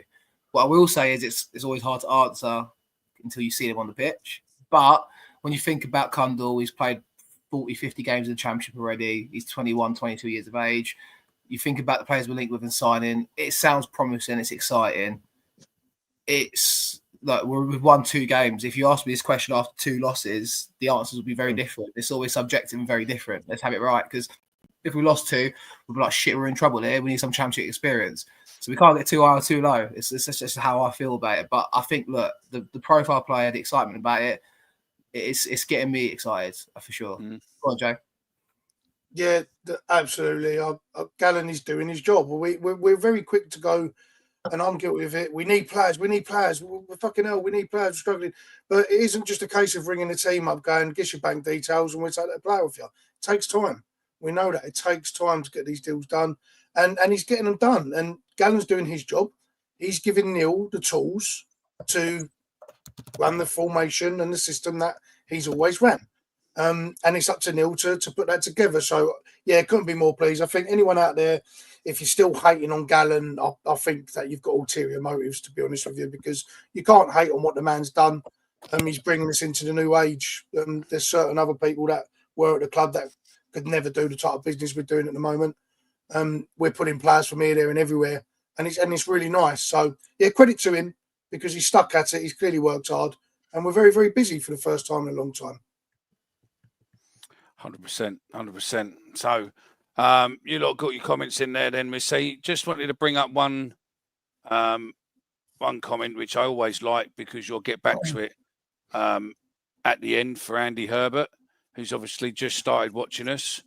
And first time Portsmouth away, great ground. Tomorrow we need to be up for it. So yeah, just to I could be mistaken, but I recognise Andy's name before, and I'm sure he's a comment. I've seen it about it. Well. I spoke to him on Twitter a few times. I think. Yeah, I think you get some comments up about Hello, Andy. Mickey, about the transfer window. Get some up. I will in a minute, mate. And let me just move over to there. So yeah. Chop, hurry up. What windows would you look? Heard a rumour that Tango is having a medical. Any truth? No. Omar, you've seen what I sent you? No. What have you sent me? Yeah. About? I sent you a picture of Junior. I'll get some comments. I'll read about. I've got a solid window from Adam White. More to come. Still need a right back from Carl Bracey. Yes, quite simple from Dan Barnett there. Yes, brilliant winner from Wall Lion. Yes, all day long from Dan. Whoever's made these signs is going in the right direction. Mark Murphy. Very pleased. Gallen was judged far too quickly. Totally agree. I still haven't fully judged Gallen, if I'm totally honest. It's because we'll see in 2 or 3 windows' time when the players are performing. 100% Gallen doing a good job for Mitch Lyons, who's listening on X. New change in direction, but what change? But what a change. God's times. Good times, I think he means there. Steve Gallen is the new Bob Pearson. That's a very big shout before we go on to that one. That's a massive shout. There's a wicked tweet. There's a wicked tweet I've just seen as well, by the way. There's someone tweeted, yeah, crazy how recruitment improves when you go from a young lad who wrote articles for Vital Millwall to an experienced professional who's got years of experience and contacts throughout the game. Still early days. Yeah. The signs look really, really promising. The last part was always my bugbear. The last part was always my bugbear about Aldo. I always said to you, Mickey, with the analogy, imagine like you're a coach or a manager or a director of football elsewhere, League One, Championship or Premier League, and your phone starts to ring and you've got Alex Aldridge calling you, like, who the fuck is Alex Aldridge trying to call me? Do you know what I mean? Like, whereas you got Gallen, I'm not saying Steve Gallen is a massive name in the game, but he's been around the block. He's been in football for a long time. He's obviously had jobs of a similar level at other clubs, obviously at Charlton and stuff in the past. So, yeah, I mean, look, it's early days, but promising signs. Terry Jones, definitely happy with the signings, but we need to keep a few of the old heads to guide the young players through. So let's hope we don't fuck them all off. I could agree with you there, mate. Where is Norton Coffey? He's at Genoa, isn't he? And Frankie, you can confirm this. Yeah, he's injured. Yeah. You went out to Genoa, didn't you, mate? You weren't there. Yeah, he was injured. Andrew Cahill says very happy. Might have been mentioned earlier, and I missed. But what's happened with the bid for Coburn? That's a good question, actually. Do you think we're still interested, guys? I think so. I think we need to talk. The money's right. I think we'll probably get him if the money's right. So yeah. Got a comment from Carly. Proof's in the pudding. Only time will tell. But for a Jan, we know this is showing progress, and all we can do is get behind this team. Totally agree. Here we go. I'll put this one up for banner. What would Harris say if he was still with us? Moaning about signing and players not ready or good enough. I'm going to go first on this one, right? We don't need to make a big figure of this, but I am doing it. I will say, when I backed the Serb on Tuesday, and I'm thinking, I've said this all week to my mates, right? I think the Serb is on his Steve Morrison arc, where Morrison scored that goal against MK Dons on the Tuesday night, or whatever it was. We won 3-2 last minute, and the rest was history for Steve Morrison. And I was saying it on the way down on Tuesday to my mate in the car, and like I really believed it. This is his arc, and if he scores the goal the way he did, like I think this is like Ivanovic reminds me so much of Morrison in his first spell with us. And like, see, Langstaff beat R. Gregory. We're not talking about Langstaff right now. I'm talking about Harris. But what I was getting onto anyway was saying, like, if Harris was here, I wouldn't even be having that conversation. And I am the biggest Harris fanboy, which is well documented on this show and been said many of the time. I am starting to think that it's just obvious that you can see the misalignment between the boards and the club and Harris is very clear. And it was never really going to work. I do also think if Harris was given all the power, he might still do a good job for us. But you can see the long-term vision here, and you can see what's going on, and I'm excited. So there you go. That's that. That's true, by the way, Mark. That's true. But yeah, I Harris think- is clear. What do you report? No. Ivanovic wouldn't have even be here if Harris had any power in the first place. Half of these players wouldn't. And I think to summarise the whole Harris and the youth debate is exactly what Alex Neil said, was that you can't give a player confidence, but you can sure as hell take it away. And Neil Harris was very good at taking confidence away from players, sadly. He benched them, said they wasn't ready, criticised them in openly in his pressers, and just didn't do a very good job at handling the youth, in my opinion. He never has done. But we've gone from Aldo and Harris to Gallen and Alex Neil, and you struggle to find anyone who would reverse that. You really, really would. For what Harris was, incredible servant for the club, both as a player and a manager. But we're definitely in a much better position now. We just are. And Ivanovic is very much like Morrison. That goal against Luton was a prime example of that. I really want to line Jay up for some more level of abuse on the chat, but I won't. For your stats the other week when you sat there, come out on a video the other week and called him a League One fucking striking legend. But it's the stats. Sorry, go on. Oh, Jay, stop, please stop, Jay. I like you. Please stop. Go on, Frankie. I just want to say devil's advocate here. I've stopped. Yeah, you can play devil's advocate. I've not been Harris's biggest fan as manager. We all know that. It's no secret. But after Cardiff, we wouldn't have given a fuck on Alex Neil's thoughts on the signings. We would all be sitting there saying, Harris would have won this game. Harris won't lost against Oxford. Harris won't lost against Hull. And we wouldn't be staring at relegation. So a lot of this is contextualised by the fact we've won 2 games in a row and everything looks a lot more positive. Yeah. We'll lose tomorrow. Which is important to remember when we're sitting there saying all this stuff, because I do think Harris would have had us not safe, but probably where we are now, and we wouldn't have all been shitting ourselves for a week. So I think I retweeted the tweet earlier, Frankie, about although I think Mickey just said about the losing tomorrow. Sell out then, 2 back-to-back away wins, 0-1 QPR. We'll get on to QPR in a second. It's set up for it, isn't it? Go on, Mickey. Do you want to lead us into QPR then, mate? Yeah, we are. Frankie, you want to do your 5 stats first? Oh, here we go. The jingle. Yeah, we're going to play Frankie's new music. Which I have no cosign to. You wrote the fucking lyrics, you prick.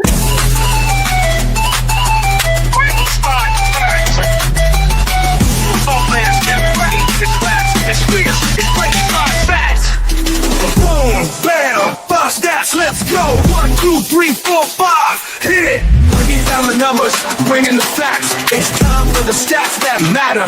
Stay sharp, stay tuned. Frankie's 5 stats starts now.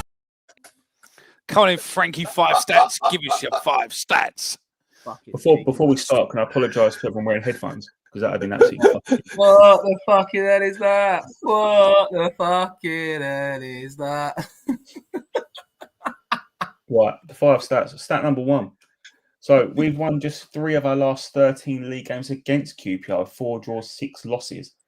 But the last two of those have come in home soil, both by 2-0 scoreline. QPR have lost 2 of their last 11 away league games against Millwall. They've won just 2 of the last 11 away games against Millwall. So they're not particularly good at the Den, and they haven't scored in 6 of those matches. So whilst they probably had the better head-to-head in recent years, not at the Den they haven't. We've won our last 2 championship games, more than we had in our previous 13 combined. Both of those victories come away from home, however, with the Lions having won only 1 of our last 7 league games at the Den. So home form does need to turn around a little bit.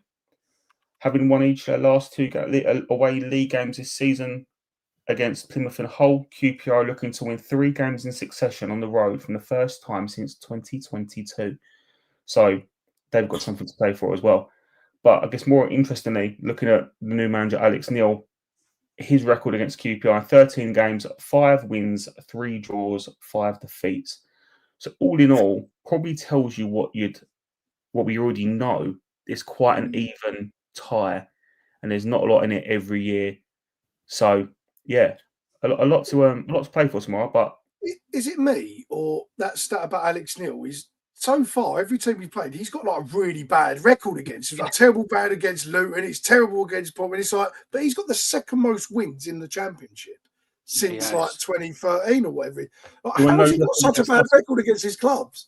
I think he's set up for it. Well, It's set for a Desmond tomorrow, I tell you. I feel a Desmond 2-2 here. I don't know. I'm going Frank, early tell here. us that then. Alex Neil's record against Millwall: he won 3, drew 2, lost 6. And Against there we Millwall. go. He's even Against shit against the club he manages, but it's mental. I love Right. that though. It's just really That- weird.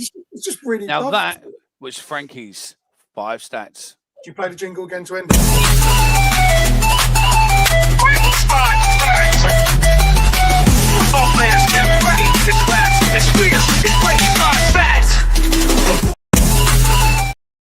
I'm stepping in and saving I this went shower to stepping to shit. take it out. I'm You stepping fucking in to put it save in. this shower shit, mate. Oh I'm Lord, not that playing. is, mate. That is There fucking. we go. We're Let's stepping to start save it. it as well.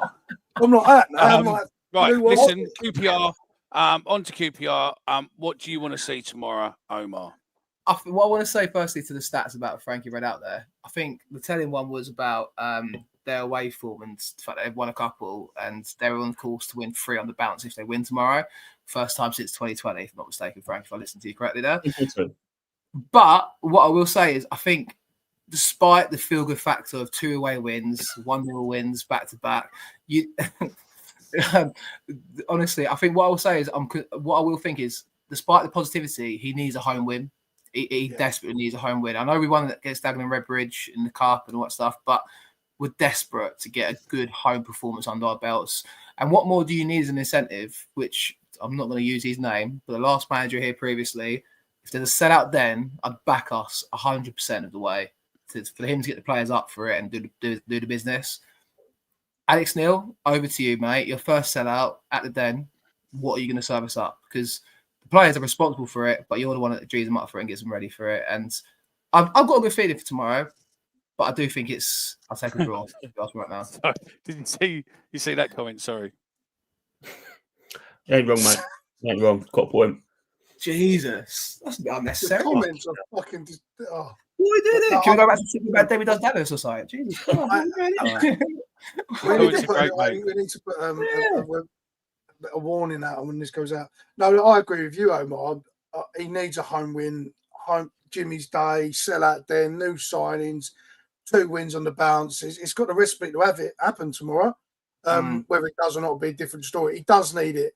But I'm not concentrating on performances at the moment. I said the other night I thought he was quite poor against Pompey, but at the moment it's results. Get results. Then until we get all the players in, embed him in the team and get his full style at full speed. I'm not concerned about performances, just results. I think it will come.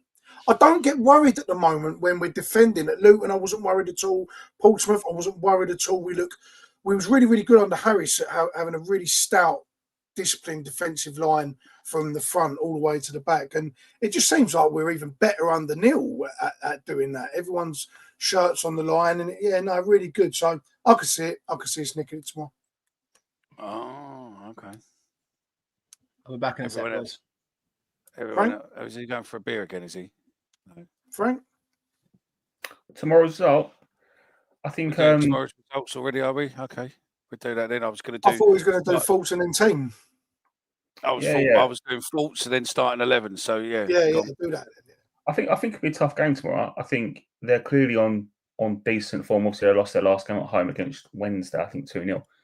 So won't be an easy game by any stretch. And there were a couple of players who always seem to struggle against that, like Elias Chair and the like. So it'd be a tough one tomorrow. I don't think a draw is the worst result in the world. I would probably take a 1-1. But as you both said, we really do need a first home win under Neil. We've had a good week. We've had a really good week, and a third win or bounce would completely be the cherry on top of that. Yeah. Jay? I agree. I can't disagree. So then, I want you starting 11, so. Are we going to go around the room and do the defence, etc., or we're going to do the whole thing? No, just give your fucking starting 11. I'm going to say... It'll take ages. So everyone in the comment, put your starting 11 in, and then we'll come back to your predictions. So if you've already put them in, fucking thingy. But I tell you, it'll be worth it. I will do a prize draw after this. And if the guy who's watching who got the tin, I've got the new tins now, so it'll be going in the post in the morning for you. Yeah, Roberts in goal, 100%. Crammer, obviously, right back, Tango, Cooper, and Brian. And then I would go Saville, Casper in midfield with Kundle in the 10, RBW on the right,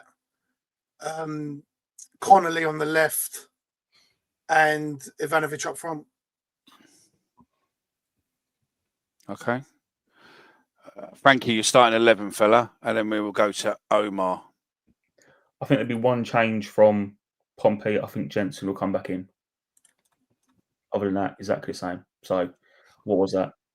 Crammer, Tanganga, Cooper, Brian, Savdenor, Watmore, RBW. Who was that on left that day? Connolly. Conley, of course it was. And then Ivanovic up front. And I think that'll be what he starts with. Omar, you're starting 11. Sorry, I'm checking things because I've got a feeling something might be happening in a bit. But yeah, go on. Sorry. Is Jensen actually back fit? I know it's a few days. Is that confirmed yet? I think he was going to be tested at Tuesday to see if he was fit, and then I think potentially he could be here. But I would probably personally prefer Roberts in goal for. I got pelts to say at the start of the season, but I only saw Roberts only in fucking one game in Mercia. If you didn't know, I went to Mercia, by the way, guys. Did you go Mercia? I went Mercia. The Carly, did you go Mercia? I think I like Roberts as a goalkeeper, and I think what he brought, we didn't really talk about him earlier, but on Tuesday, his kicking was flat into the sieve on occasion, for sure. But I think the conditions didn't help him there. But he brought that real confidence to the back, I felt like. And I felt the players felt more assured of him there. It's only one game. You can't really, go too much into detail of that. But if I'd keep Roberts in, I think he's earned enough to get another opportunity to play out tomorrow. I'm not saying Jensen shouldn't come back in, but I'd keep Roberts in.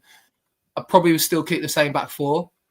So Crammer, Tanganga, Cooper, and Brian. Probably keep the same midfield two, Denora and Saville. I'd probably keep Connolly on the left. I'd keep Bangor Williams in there. To be fair, I'd go unchanged, personally. I would go unchanged. Is Aziz back involved yet, guys? Do we know yet? Or No, not yet. He's about 2 weeks out. So, yeah. So me, I'll go unchanged. I don't think Kundle comes straight in. I know he's available to be in the squad, but I figure he's had one training session with the players. Yeah. I don't think he's probably played a lot of football recently because he's not had a loan spell out this year or this season so far. So I reckon we'll see Kundle from the bench. Look, the same team, I think. Go again. Pete, he didn't. Did you get that? Did you get that confirmed from the geezer who told us that Tango was having a medical somewhere? He had a bad sprain, I was told. Yeah. So yeah, I'm with Jay on the starting 11. Holder up top. Who played the 10 the other night? Watmore. Yes, Watmore. No, Carly. She says she was there. He played in the 10. Number 10. RBW was struggling really bad on that right-hand side. He had an absolute nightmare out there because he's not a winger. He has to play 10 or not at all because he is not a winger. Crammer needs help and he could not give it to him. I don't think he had a bad game, Jay. Do you think he played he did have a bad not a bad game. Just saying his positionally, because he's not a winger and he is a proper out-and-out 10, he just struggled to offer that defensive outlet for Crammer. He just struggled a bit. When he moved inside, it was perfect. I think going on to inside, he created again. Not so much for tangent. It's hard to compare the pair of them at the minute, but I think they're also slightly different players. But the old SA and Bangor Williams comparison, should we bring that one into the conversation here, guys? Because obviously the comments get involved as well. But like Bangor Williams has come in and hit the ground running. For me though, like I think one of my mates said to me during the week, like he's very different. He's maybe a better player than SA already. Hard to tell. But Bangor Williams strikes me as more of a playmaker, whereas SA was more of a tricky, nippy winger. Not nippy. Nippy's the wrong word with SA. But SA is more of a tricky winger, I suppose, that like to kind of be a bit more direct. Yeah, and we saw obviously Bangor Williams, which we spoke about, obviously Jay at Cray that time, didn't we? He strikes me as he likes to get on the ball and he's a bit bigger, isn't he?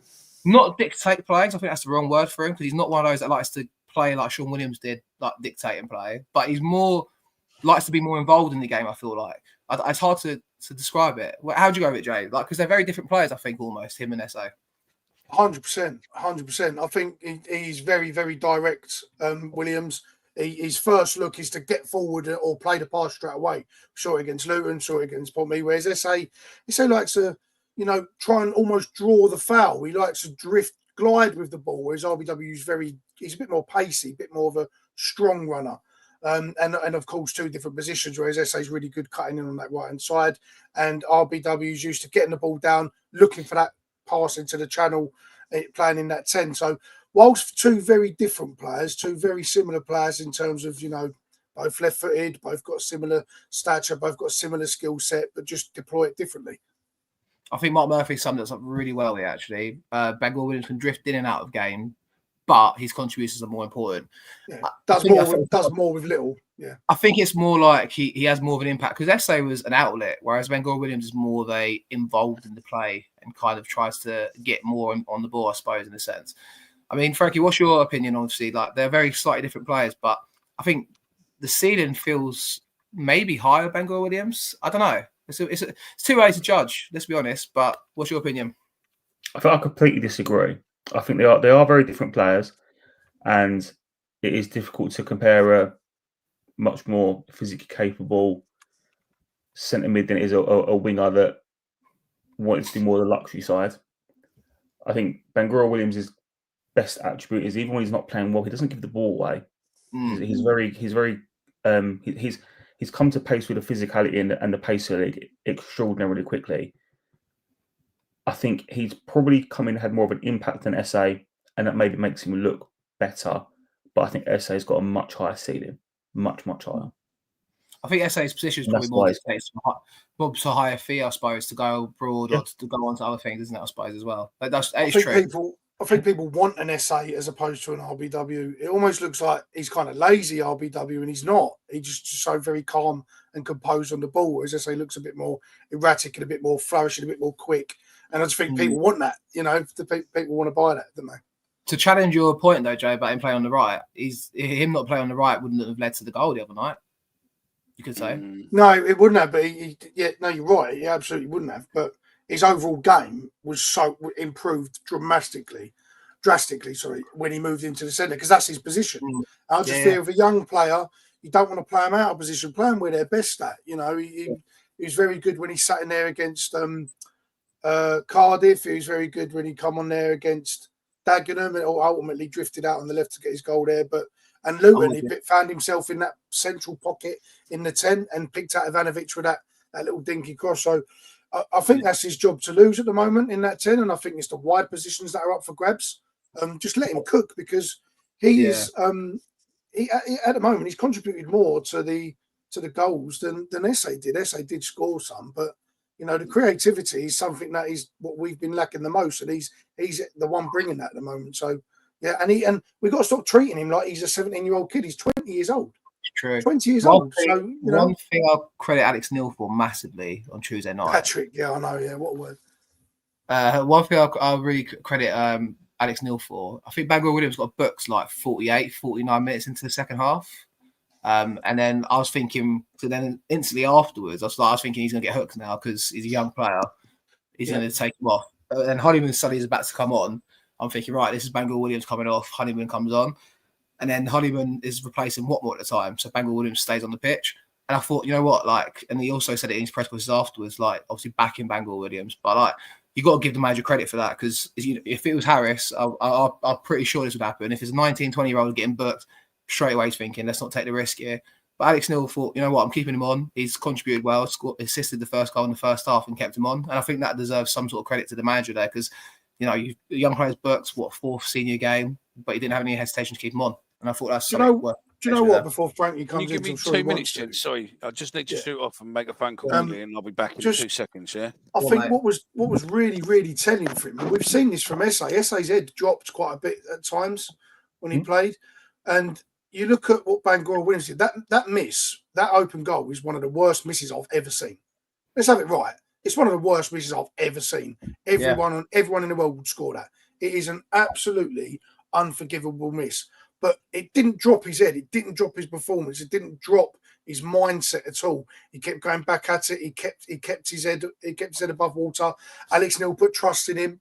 As you said, Omar, and he popped up with what a delightful ball, a fantastically weighted pass into Ivanovic, who just had to do, what was another really, really hard goal to score when you've got all that time, you've got to travel that far with the ball. He's done it already a couple of times this season. So credit to RBW for having that moment. You could see, especially Teddy looking down in the back of the goal, just like he wants the world to eat him up. You got people slating him on X and everywhere else, and then to come back and contribute the way he did, and not get above his station and like, fucking hell, I told you so. Just level-headed, really calm and composed. Yeah, absolutely brilliant contribution made so far. I hope no one did actually slate my X. I know you said that, but like I'll say from the away end. No, from the away end, mate. I tell you now, like it was all full of like, come on, like he's one of our own. And like you can see, he meant a lot to him. And I think Lions Rory is actually really great to point this out here. I don't think Watmore got enough credit for going up to RBW after he missed that chance and telling him to keep his head up. I think everyone wants him to do well. Everyone's willing him to get on and do better.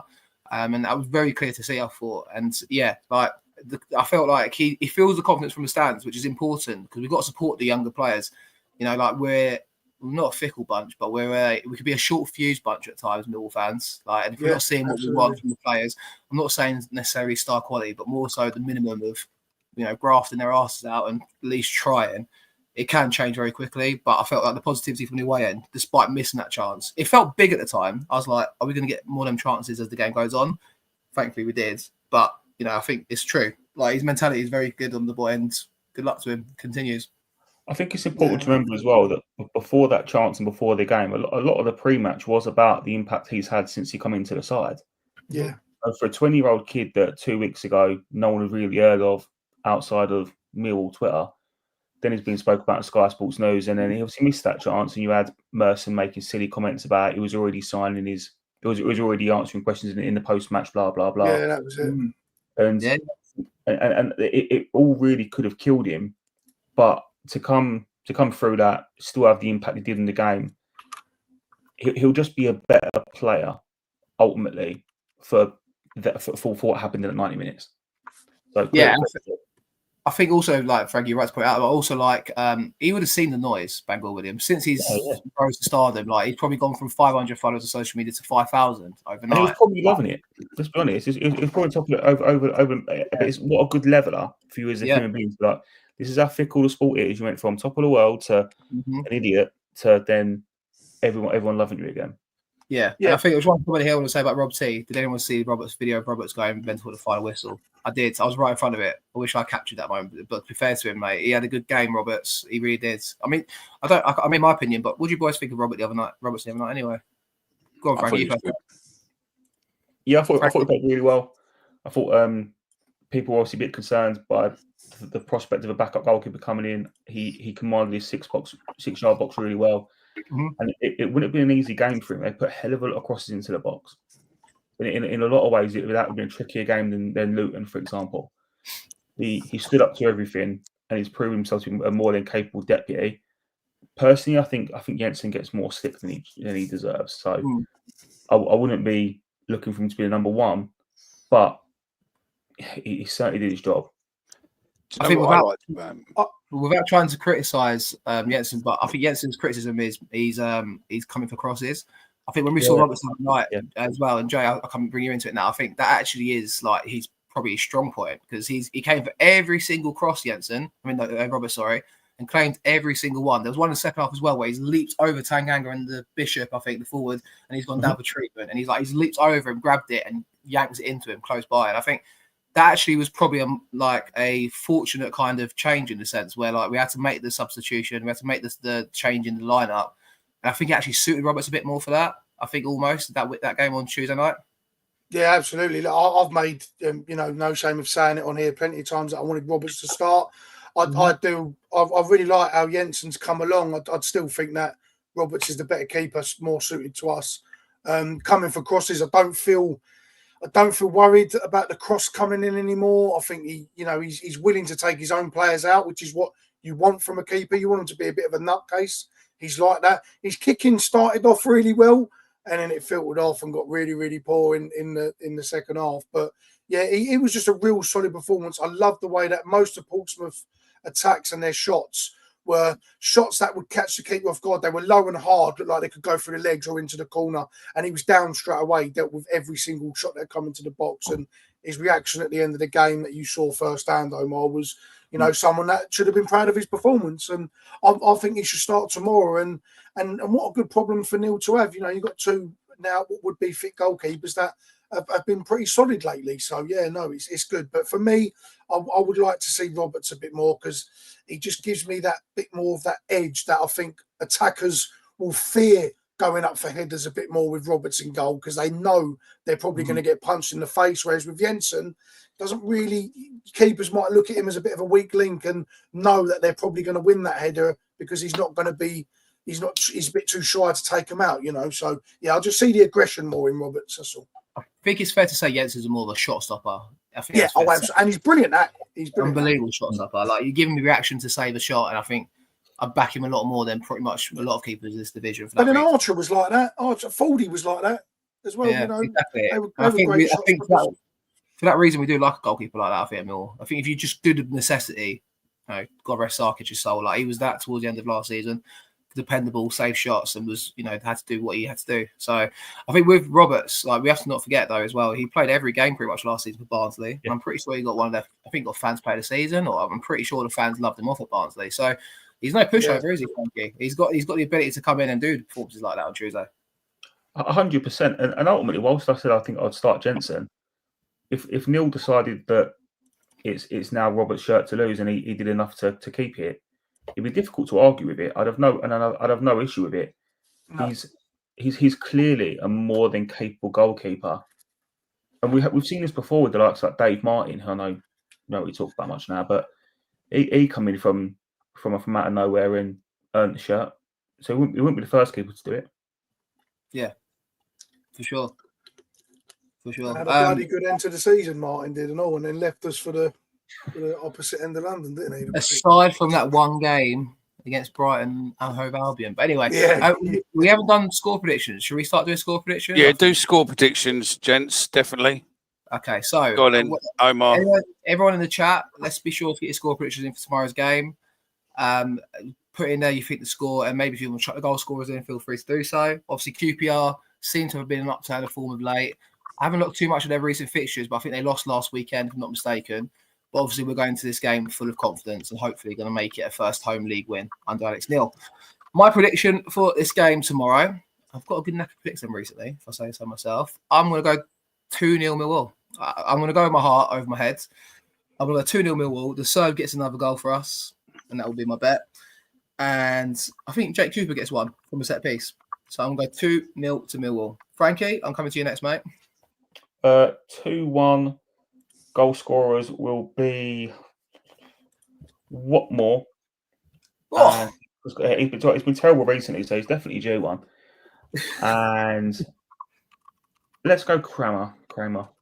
Oh, I like it. Joe, before I come to you, we'll get some comments up from the guys. 2-0 from Andrew Cahill, 1-1 from Patrick Barrett. Darcy is going 2-1 to us from Carly. We've got 2-0 Millwall. BFS to get 2 from Adam White. 2-0 Wolf from Wall Lion. 1-0 Tango from Mark Murphy. 2-1 Lions.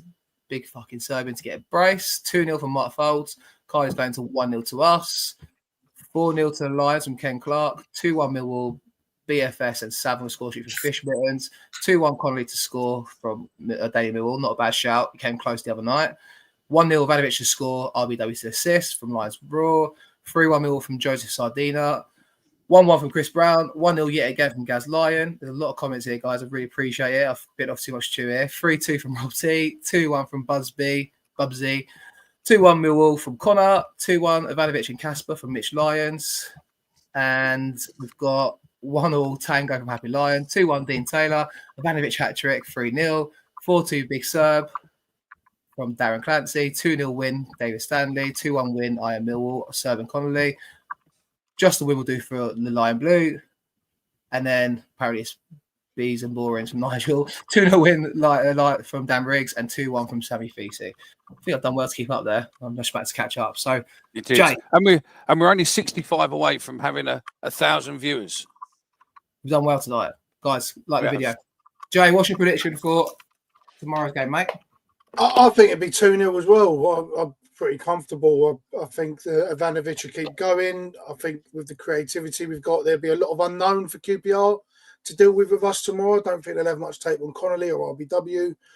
So I do think that there'll be less tape for them to coach themselves on, and I think we'll cause them some problems in the pack then. So, yeah, I'm going to go with Connolly to get on the score sheet and RBW to get one. No, that's Love it. it. Mickey. I think I'm going 2-1. I'm going to go Ivanovic and RBW, and also an RBW assist as well. So, yeah. Bobby, you're a Bobby. You're being touted for business, mate, out on Twitter, mate. Actor Millwall is saying that you're his roving reporter on match day on deadline day, mate, standing outside the training ground. I'm not happy with that, mate. That's shocking when our contract was agreed. But hey ho. Omar is like Jeff Stelling. How so? Old and nearly dead. I don't know. No. I don't want to keep up the ticker, to be fair. There's a goal at Fratton Park. We go live to Cabby. Can Anyone? we just highlight that we're only 11 likes away from you wearing an Alice band? No, he 11? said That's 400, didn't he? 400, fella. 400. Oh, I thought you said 400 100. likes. I was smart on my. Oh, mate, you really excited me there because I would have That's straight down Yeah. your Hang on, I was hang like- on, I was hang on. angry, Calm down. Those of you who are watching on Twitter, please just come over to the YouTube channel, right, and just press the like. You can come back to Twitter, but just go over, press the like, because if that hits 400, then he's going to wear an Alice band, and that will be highly amusing. I'm not wearing an Alice band. You are if we get to 400. You said it live. So yeah, You did. we are. We possibly could be having Will from Southwark News coming on very shortly. Jesus, here we go. And yeah, so hence why we are just staying on a little bit longer tonight. Do I need because more of it. alcohol? So you might well do, mate. I'd probably get yourself a Just Eat as well, maybe. Do you know what I mean? It's like we're on deadline day again. Like it was Oh, in look, September. you know you've been on too long when your mate from LA joins you. Yeah. Good evening, Stuart. How are you? Yeah. Go on, Omar. Tell us. What's an Alice band? I don't know. What is an Alice band? Anyone? I don't have one, so I don't know. The way you spoke about it, mate, means that you've probably got Seasoned one. vet with it, mate. What Jensen wears? What Jensen wears? So what are you going to do? Ask him tomorrow? Or you, Yeah, can I borrow might yours, get it signed as well. Do you know what I mean? Why not? mate? Get it signed. Yeah. Yes, Sammy, I will that's be. it. I know. I mean, Omar listen, will while be. we're Having trying to fun. fill time a little bit, I mean, if there's any questions for any of the panel coming, my question would be to Jay: when is the fantasy football shows coming back, fella? Oh. Well, now that I'm myself again, I'm getting myself again. They will be. A lot of work I need to do on it. It's quite rough on your own, but yeah, no, I will be looking to do that now. I did put a message out on the fantasy pod that look, I have been suffering with a bit of ill health, so it has come to a bit of a stop. And I was doing more just tweets with the information, but yeah, I'll look back to getting back to it. So yeah, if you're all following fantasy, get over there. So we got a question, And I've got Jonathan. Ivanovic in my team tomorrow, by the way, just to show. We got a question from sorry, I've got fucking everything going off here. So yeah, right. We got a question from Jonathan, who says, "Say everyone is fit. What is your best starting 11?" I like that. Go with you, Omar. Okay, so my best starting 11 if everyone's fit. I'd have Willie Guerre in goal. I'd have Alan Dunn right back. Dickhead. I'd have Richard Duffy centre half next to him, partnered with Danny Shittu, because why not? I couldn't go through the whole team there, to be fair, but I'll stop myself. Right, our best 11. I would say, do I go Jensen or Roberts? I backed Roberts this season to actually play more games than him when we done our pre-season predictions. And I think Omar, we got a message, by the way, from what you were doing then. What? All right. What? Jonathan Fraser says, "What the fuck was that shit?" I think it wasn't, mate, because it was only in the last minute or so. I was like, yes, thank you. Anyway, I would. I'd put. Do you know what? I'll keep to Jensen in goal. Keep to the formality there. Why not? Our best 11. I'd have Ryan Leonard at right back. I'd have Tanganga and Kramer at centre halves for our best 11, if this is what we're going with. Left back, I'd have Joe Bryan. It's a weak link spot, but you could say maybe Callum Scanlon, I suppose, if you really want to go that way. But I don't think Scanlon, I'm not seeing enough from defensively to really comment. I'd have, do I put Billy Mitchell in there for the banter? No, I'd have Samuel Denor midfields. I'd have left wing as Aziz, in the 10 Kundal, off the right Amaku, them two will change over, and then I'd also have the Serb up top. That'd be my best. Okay, no worries. Frankie, I'll come to you. I'm going to bring Will in, and then we'll bring him into the conversation as well, but I'll bring Will in. Good evening, Will. Hope you're well. Yeah, I'm good. Hi, guys. How are we all doing? No worries. Will. Frankie's given us his starting 11, his best starting 11. If all the players so far in were fit, we'll go from there. So, yeah, go on. Frankie, you go. Go on. I would change formation for a start. And I would go Jensen in goal, Lenny right wing back, Tanganga, Cooper, Kramer as centre backs, Brian left wing back, Denor, Saville, Aziz, Kundal, and Milo. Excellent. Jay.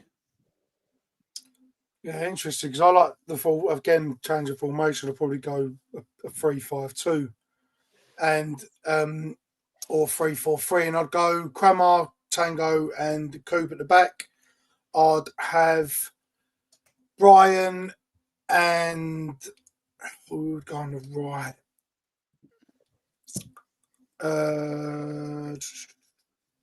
Probably Lenny if he was fit at that right way back. I'd have Caspar and Kundal in the centre with RBW just in front and Aziz and Ivanovic. Aziz supporting Ivanovic, which would turn into when attacking situations, Aziz and RBW would just go either side of Ivanovic, but it would set up in a 3-5-2, essentially being a 3-4-3 in attack. Okay.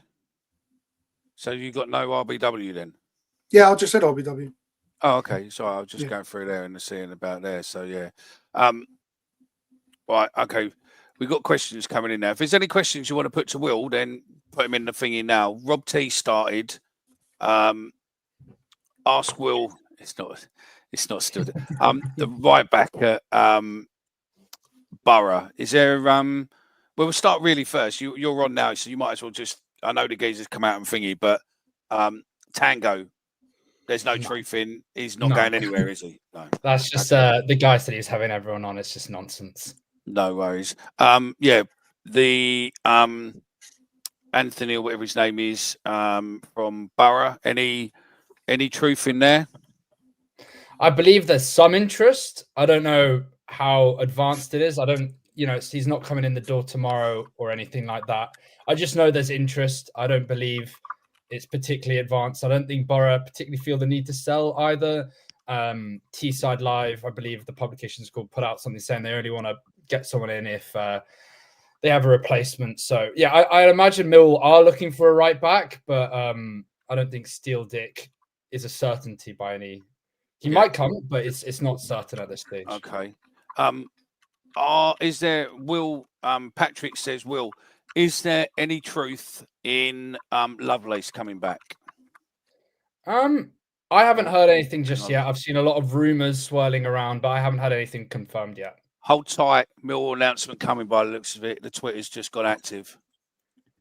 So they've just put a boot on the pitch. So here we go. We'll wait and see on that one. So, yeah. Sorry, we'll cut you off there, mate. So, yeah, do you think Lovelace potentially then? I'm not sure yet. I haven't had anything confirmed to me yet, but I've seen a lot of rumours. Yeah, there's quite a few around, isn't there, at the moment? There's been some good ones and some bad ones, but yeah, I mean, it looks like Millwall's going to be making an announcement shortly. And do you have any idea what it is, or is it going to be a shock to you as it is to us? I mean, I think we all heard that there was potentially going to be another one tonight. but we don't know who, or I don't know who yet. I mean, have you got any inkling to it is yet or not? Or because I mean, I can't think of anyone who we've been looking at. I mean, gents, have you heard any rumours yet of who it is or not? Just to ask the question, it's a plane landing, so does that mean they're coming from abroad then? Or am I talking plane, sorry. nonsense? No, it looks like a overseas player then. Oh, I got contacted the other day by a journo. I wonder. I might have made that up. I got all excited, by the way. You haven't made it up. It is a plan. He hasn't It good is at flying the wall stuff. Here you go. Here is your tweet. There is an emoji of a plane landing on a runway. Yeah. Who is But it? Who is it? Who could it be? We're asking it. Will's sitting here and he's like, "Hey, what?" It's, it could be Lovelace coming from Scotland. That's overseas, technically. Could it be the Brighton lad? What about the Brighton lad? Have you had anything from the Brighton lad? Triple B. Yeah, he's had. I believe he's having his medical.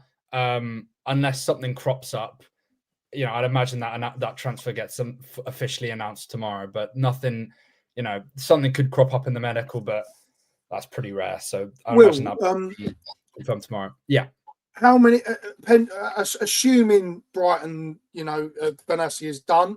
Assuming we're expecting that to be announced shortly. How many more do you reckon come through the door? Do you reckon that this should go right on to deadline day? Do you reckon that the club will do what they normally do and go, not expecting any more business, we're done? Or are you expecting a few more? I'd expect a couple more. As I said on Twitter the other day, it's going to be a very active few days. It could go straight up until Monday. Depends on what happens over the weekend, but I'd expect a few more. I'd be surprised if they ended the window without another right back. It could happen. It can be difficult doing business in January, but I'd imagine, they'd be getting in another right back. Evening all here, the club is going for it in a January window. Rob T saying, is it the tall Dutch left back, centre back? Is that Mike? The guy's surname? Yeah, no, it's not. It's not him. I don't think. Yeah. Because I got a journo told me that he ain't coming. But who is it? Anyone else surprised we haven't gone for a right back? It's not over yet, mate. What position do we think it would be? I don't know. Who could it be? Is it Lovelace? Well, I think we need a number 10, don't we? That's the one we've been crying out for. I think Cundall and RBW and essentially Connolly are your number 10 options. I think our issue is out wide, and if Lovelace was to come in, he's a right winger. He's an attacking winger. He can play right and left. He can also play as a deeper right midfielder. He would fill that void. And also you've got Connolly that plays out there. Aziz and Amar could come back. That would be good numbers there.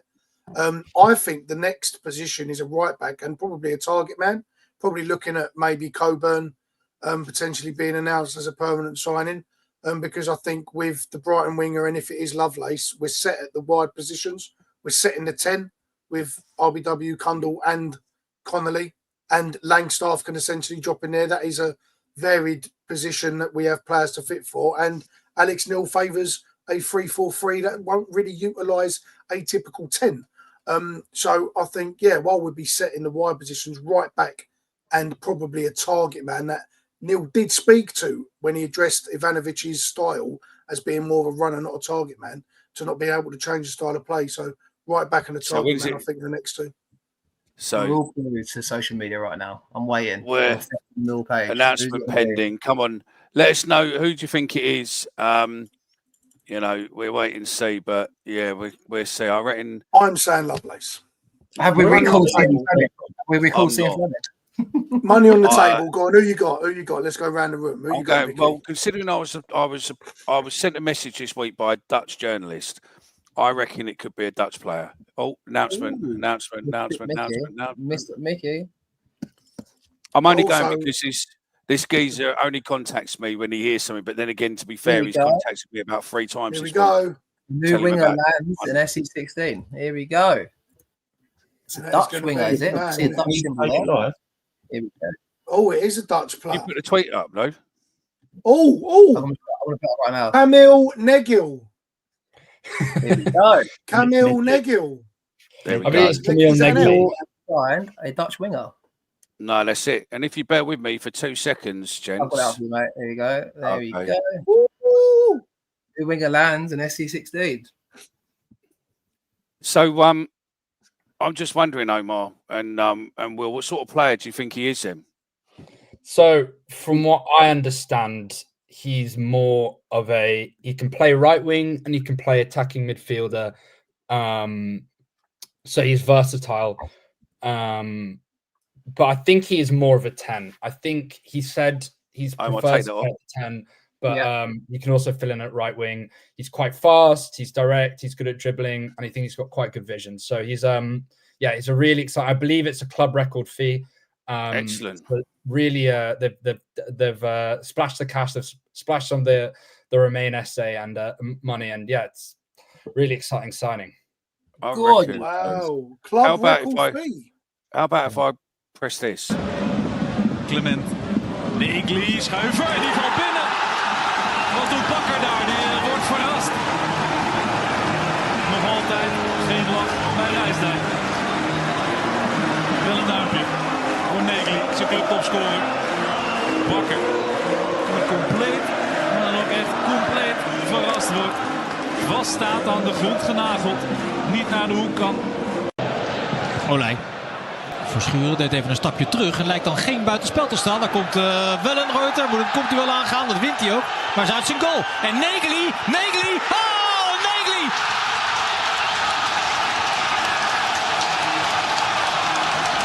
Het zien is één, het uitvoeren verreweg het moeilijkste gedeelte. Maar dat doet hij fantastisch, Negli.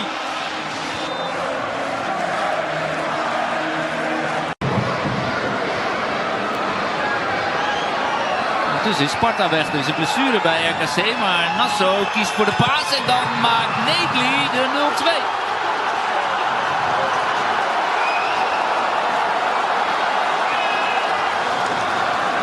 0-2. Schitterend afgemaakt door Camille Negli.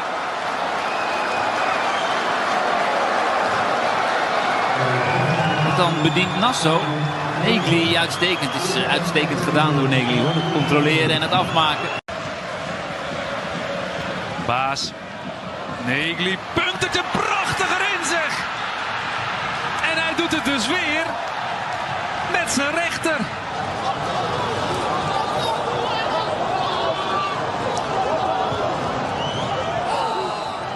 Negli aannemen, punteren, raak. Echt heel geniepig hoe Negli dat doet. Weer een mooie goal van hem. Dit is intuïtie.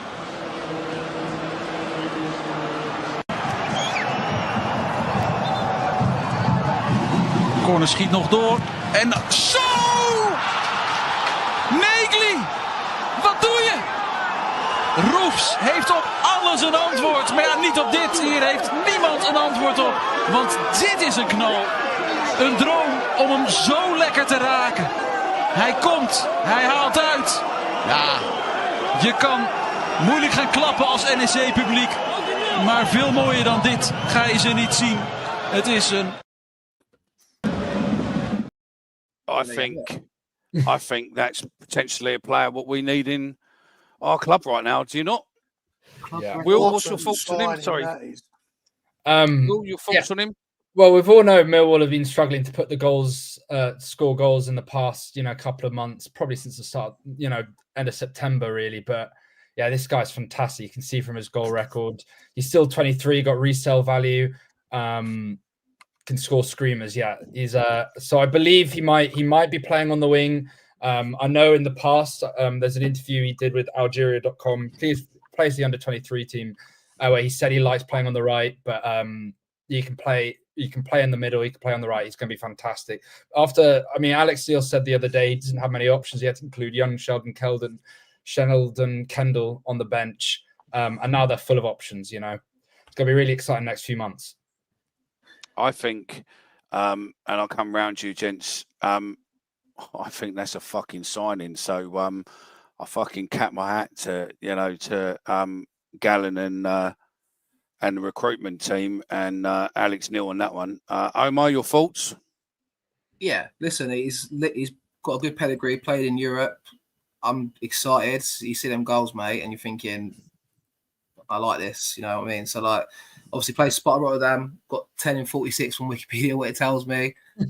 I'm excited, mate. You know what I mean? Like, it seems like I'm not sure. He's born in Holland, but is he Algerian from what I can see? I can't work Algerian it out. dad. So there you go. So it looks like he's born in Netherlands, but Algerian nationality represents for. So look, I think the club spent the money, club record transfer, and by the way, they've blown us all out of the water here. So the club done well to hide this one. I think. I think that needs to be said. Like, the club's just brought out of nowhere, 10 p.m. on a Friday night before a sellout at the Den tomorrow. We're gonna have 3 or 4 new players on the pitch tomorrow to present to us. I think, you know what, like, if that's not going to get the atmosphere going, I don't know what will, because it's exciting. It's very exciting. I doubt he'll play tomorrow. Obviously, if it's announced at 10 p.m. tonight, it probably won't feature at all. But if there's anything to get excited about, be there before 15 minutes before kickoff tomorrow. I'm pretty sure, because they'll be on the pitch. I have to say, I mean, Frankie, go on, you do it, and then I'll come in after you. So, Frankie, your thoughts on? Yeah, he's obviously coming with a good reputation here, and if you look quickly on Twitter, you'll see loads of people that need translating saying about how he was linked to Ajax and Twente and this club in Europe and X, Y, and Z. So he was obviously quite highly thought of. So to get him through the door is a bit of a coup for the club, and to get that many goals and assists for a team that is struggling in that league ain't a bad showing whatsoever. I'm not being funny, lads. The last guy from the Eredivisie didn't do too bad, did he? So if he can recreate some of that, then happy days. No, that's it, isn't it? So He's put into the European market as well. I like it. Listen, international Millwall, mate. We love it. Jay? Well, there's your marquee signing. What a player! And just looking at the clips there, goals from all over the field, all types of goals. He's quick, aggressive. He looks like he's going to fit right in not just at Millwall in general, but in English football. He just looks like he's going to fit right in there. And what a marquee signing that is to break our club record fee again in the same season and bring in another very, very, very talented young man. Yeah, spot on in a massive position. Need that. Can also play in the cam, can also play right, left, centre. Yeah, what 25 goals. 25 goals in 100 games from wide. Carly needs hands tomorrow. Can anyone sit next to her and tell her who's who? And like Omar said, you're probably getting you'll probably parade him on the pitch tomorrow. You know, so no, that's it. That's it. Excellent. I mean, yeah, go on, Will. I mean, sorry, I cut you off there with it, but I mean, I think that's a marquee signing. And as you said a minute ago, you don't think that's it yet, do you? No, obviously they need cover at fullback. You know, arguably they've only got one natural fullback healthy in the squad right now. So I'd imagine, unless Wes Harding starts to come off the bench, perhaps. But yeah, I can't imagine they'll leave the window without another right back. Someone said, but you probably don't know if they've not said it yet. Do you know any idea of fee? I don't know the fee. I mean, what's the club record at the moment? It was what, 2.2? Yes. So what? I mean, a little bit Talking more, about maybe 3.5. So yeah. Yeah, I'd imagine something in that, but I don't know anything specific on the fee. No. And So do you know anything on the length length? to announce as well? Is it a long contract? I believe it's a long-term contract. Yes, I'd imagine it's sort of 3-4 years, but again, they never give specific details. They just say long-term. No. I mean, we're all there, but I mean, I think this is a standout moment for the club. I mean, we've all got a different era in the club, and we hopefully will educate Will a bit closer about Millwall going forward, and get him on here, and you guys can educate him as well. But I can't remember. I would say probably the mid-80s is probably the last time we really heavily invested in youth and brought youth through in Millwall. And, you know, that sort of time we had a Scottish manager. That sort of time we did things what people didn't think were achievable. I don't think I've been this excited with Millwall for it's mental. I don't think there's been a window, definitely not since we've done this, where there's been a window where we've signed as many players as we've done. I think that I'm shocked that we've done an announcement at 10 p.m. Two, that Max and his team have, because this isn't something what's happened today. They've known about this for a while, but he's managed to keep this under wraps. I mean, none of the normal journos have broken this. You know, none of the Richard Cowleys, the Dan Marshes, or everyone else. I mean, I think Will probably posted saying now, but I mean, Will, you know, no one's done it. The club's managed to keep this secret, post it out, and I hopefully it's a fucking signing. But you know what? I think HMS pissed the league, and I think you know, thanks to James Berylson, Gallen, Alex Neil, and also the recruitment team, I think the next few seasons at Millwall are going to be fucking exciting. It's as ballsy as it gets, mate. It feels ballsy, and I like it. I'm for it. We're punching. You know, we're trying to go out there, spend the club record fee on a talent from Europe. It's different. It's not the Millwall we know. To coin the phrase there, right? But I'm excited by it. If you're not excited by this, then I don't know what will get you excited. To be honest, I think, you know, it's exciting times. I think it'll be interesting what happens. We'll find out. You mentioned the other clubs. No one knows. No one must have known. And all of a sudden now, 10 o'clock announcement, we're playing QPR tomorrow. Okay, it's not there, but all of a sudden QPR is going to be walking into an electric atmosphere at the Den. That Den's going to be rocking, sell out. They're going to be announcing 4 or 5 players on the pitch. Boom, have that. Class here at the moment. It's absolutely class. I love it. I've been looking, and from what I can see online, it looks like he might have had a release fee of about 3.5 million euros. How true that is, I have no idea, but that's just what I've read. And if you convert that to pounds, that's about what? 2.9, 2.8. Yeah, 2.8, depending on the transfer, yeah. Could be. Being ballsy in January. Do you reckon there's any more announcements tonight, Will? Oh no, it's tonight. People need to go to bed. You know, really I think that's all the excitement. What's happening with Benassia then? Will, that's been seen to be dragging on a little bit. Is that just pending a few things? Maybe Monday deadline. Yeah, I mean, Benassia. The same thing happened with Condor, right? It was announced he was doing his medical the night before. He did his medical. You know, Mill want to be thorough for a reason. Again, as I said, it's rare for it, you know, it's not likely to fail at the medical stage. We want to be thorough with it. So I'd imagine it's one of those ones where it might be announced tomorrow or the weekend. But yeah, it's if you pass the medical, it'll be confirmed. What Dan's just put in the chat, he comes from Rotterdam. He fucking hates West Ham.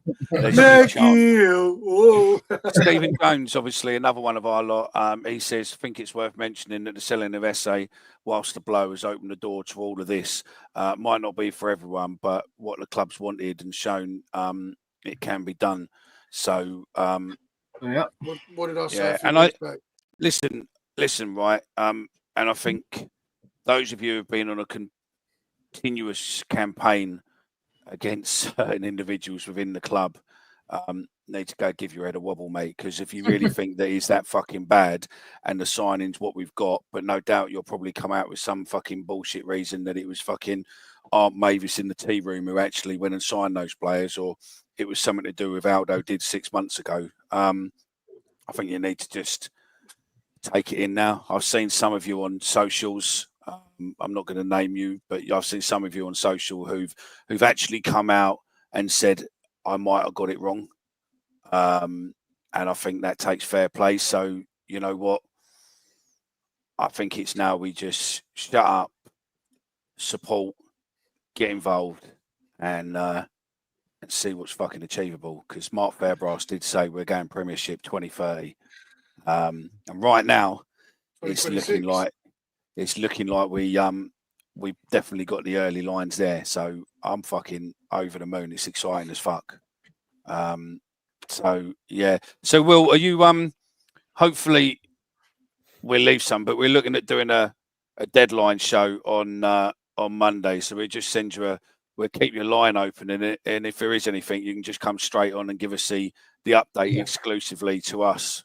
Yeah, that'd be great. and go from there. So yeah, anything else you want to say before you go? No, I think. Is there anything that on your website they can read more about this, or are you doing? Yes, I just want to have a read about who Negli is. You know, I've just got a brief overview of who he is. He had a LinkedIn interview as well. He did with AlgeriaFC.com. I think what's really encouraging is that he can speak English. So it's going to be a lot easier to integrate him into the team. It'll be less of a culture shock, I guess. And yeah, I think he gave some interesting answers. So that's all on the website in the announcement. But yeah, I think just on this, it's obviously my first Millwall transfer window covering it. What a window to start with, right? Maybe I think, you're the charm, Will. Maybe yeah, perhaps. you. Yeah, maybe you are the lucky charm, innit? Yeah. Yeah. You ain't got your what was it last time? You ain't got your guilt. My shot or MILF your shirt. MILF My shirt, man, I was love fungi. No, I'm actually getting a new head camera as well, so I don't look like I'm in a sauna anymore. But I think the thing I've noticed about this window is that they're all 24 and under, and it's 6 of them. I read somewhere there was some Liverpool guy who put that about 50% of transfers work out for a variety. They can go wrong for a variety of different reasons. So they're signing all these young talent. Some of it won't work out, but some of them really will. And yeah, I really like what they're doing. It's really encouraging business. And if the Brighton lad and Lovelace is potentially be true, and we're looking at a right back, that means potentially there could be 3, maybe 4 more coming in. That's 10 in this window. When most of you on here were saying, "Oh, we need to have 3, definitely, maybe 4," and we've pretty much gone out and potentially got 10 new signings in this window. It would have predicted anything over 6 or 7. We thought 6 was bucking. That's a push. We get 6 in, we're sweet. But yeah, absolutely. But question to you all though: do you think this is accounting because we don't want to go mad in the summer again, and we have got many players that are going to be out of contract? Some are going to be moved on. Some are probably going to be moved on financially as well as released from their contracts, etc., etc., etc. Do you think this is obviously pending that and embedding them in now, giving them 6 months to learn from them before they leave? I reckon you could be right. It's quite a lot of turnover, though, isn't it, lads, in the summer? I think the players what we couldn't get this window, I think we might get the summer. So I think we're we'll still get some more in then. Yeah, no, you're right. You're right. I don't you're probably looking at. Sorry, Jad. I don't think we've got a choice, mate. I think the injuries have hit us so hard. We've probably had to be a bit more ambitious than we would have naturally. Yeah. And to your point, Mick, about we all said 4. If I'd come on here a week ago and said we need 10 players, everyone would have laughed at me, mate. I was absolutely ripped apart. Yeah, no, I totally agree with that. So yeah, if you are watching on YouTube, there, press the like button, helps us. And if you are new, then press the subscribe button. So yeah, we will try and get you back on either Sunday if there's more announcements, or Monday. Will. Yeah, thank you very much. We had an inkling that there was going to be a release, but we had no idea on who. So hence why we've dragged the show out a little bit tonight. So do apologise for that, but we couldn't tell you any more than that. And yeah, and Will coming on couldn't tell us anything more until it'd been played. But yeah, we've got what's what, and we've tried to work quick and get you a show reel and whatnot. We had an idea of a couple of players, so yeah, there we go. But thank you very much for coming on, Will. Any final words you want to say? No, I mean, I'm excited. I'm even more excited for QPR now. I mean, a week and a half ago, it was all going a bit wrong, right? Everyone was Facebook, Twitter was getting really toxic, and now look at this now. They signed 4 players, 4 or 5 players in the span of 2 days, and now we're going to QPR 2 wins on the bounce. Who knows what Kundal could feature? So he was in training. AJ Thomas was in training. Suddenly the bench looks a lot better, and the momentum's completely changed. So yeah, I'm very excited for tomorrow. Thanks for having me on as always. I appreciate it. Dan Riggs, before you go, Dan Riggs has got a question. Is there any outgoings this window? Well, obviously Adam Mayer left on loan, but aside from that, I haven't heard anything yet. Something could happen on transfer deadline day. But I don't have any information on that right now. Okay, no worries. So Thanks, Will. See you Sunday or Monday. Thanks, Will. No problem. Right. Thank you very much. Gents, do apologise then for keeping you longer than you wanted to. Any final words? We'll start with you, Frankie. I've got serious concerns about where the club's getting all these shirts from, mate. They're all the same it? size as well. They're going to Because invest the in club nothing shop other is- than a medium. The club shop is just not that well stocked to have all these people wearing the gear. So, yeah, fuck those. I mean, on a more serious note, the club's just broke its its transfer record, and none of us knew who the bloke was, and none of us have heard of him, and none of us heard any rumours. That's some good work. That Well, to try and keep the fee down and not let it get silly. So, credit to the club. It's exciting. Let's give them a little bit of time now to bed in and see where we get on. But no, exciting times. Jay? no, nothing. Amazing. Let's get a win Okay, tomorrow. Omar? Get me down the fucking den tomorrow to watch us win. Get the new players on the pitch. Let's be buzzing. I'm ready to go now. Might start walking down now. Yeah, I'll meet you down Well, you know, I'm buzzing. Honestly, I think this is a big signing. Statement of intent from the club. Statement of intent from the owner. Statement of intent from Gallon. Let's see where we go. Get me down there Steve, we tomorrow. did the scores. We did the scores a little bit earlier on, mate. We've done all the predictions and all that earlier on, and then we were just filling because we knew there was potentially something coming. So we've just gone. So if you want to see the scores, go back in. Anthony Smith, good evening. Thank you very much. We will be back Sunday night, and we will be doing a special on Monday. So a deadline day. Our very own Jeff will be there. And we will see you all soon. But look, thank you very much for sticking with us. Hope you've enjoyed it. Those of you watching, please watch one of the past shows I did with a solicitor, what come out the other day. And also Bobby's Who Are You will be coming out next week. Seen that. Jimmy Cricket, Fat Danny's live now. You need to stay online to fuck him over. No, we've done what we wanted, and we're happy with there. And yeah, we will see you all Sunday, and we will see you all Monday for deadline day. This is that Millwall podcast, the only real interactive show. What does read your comments and show your comments. And with that, off we go. Oh, giddy up and get away. Oh, we're going Millwall, and we're going today. Here we go.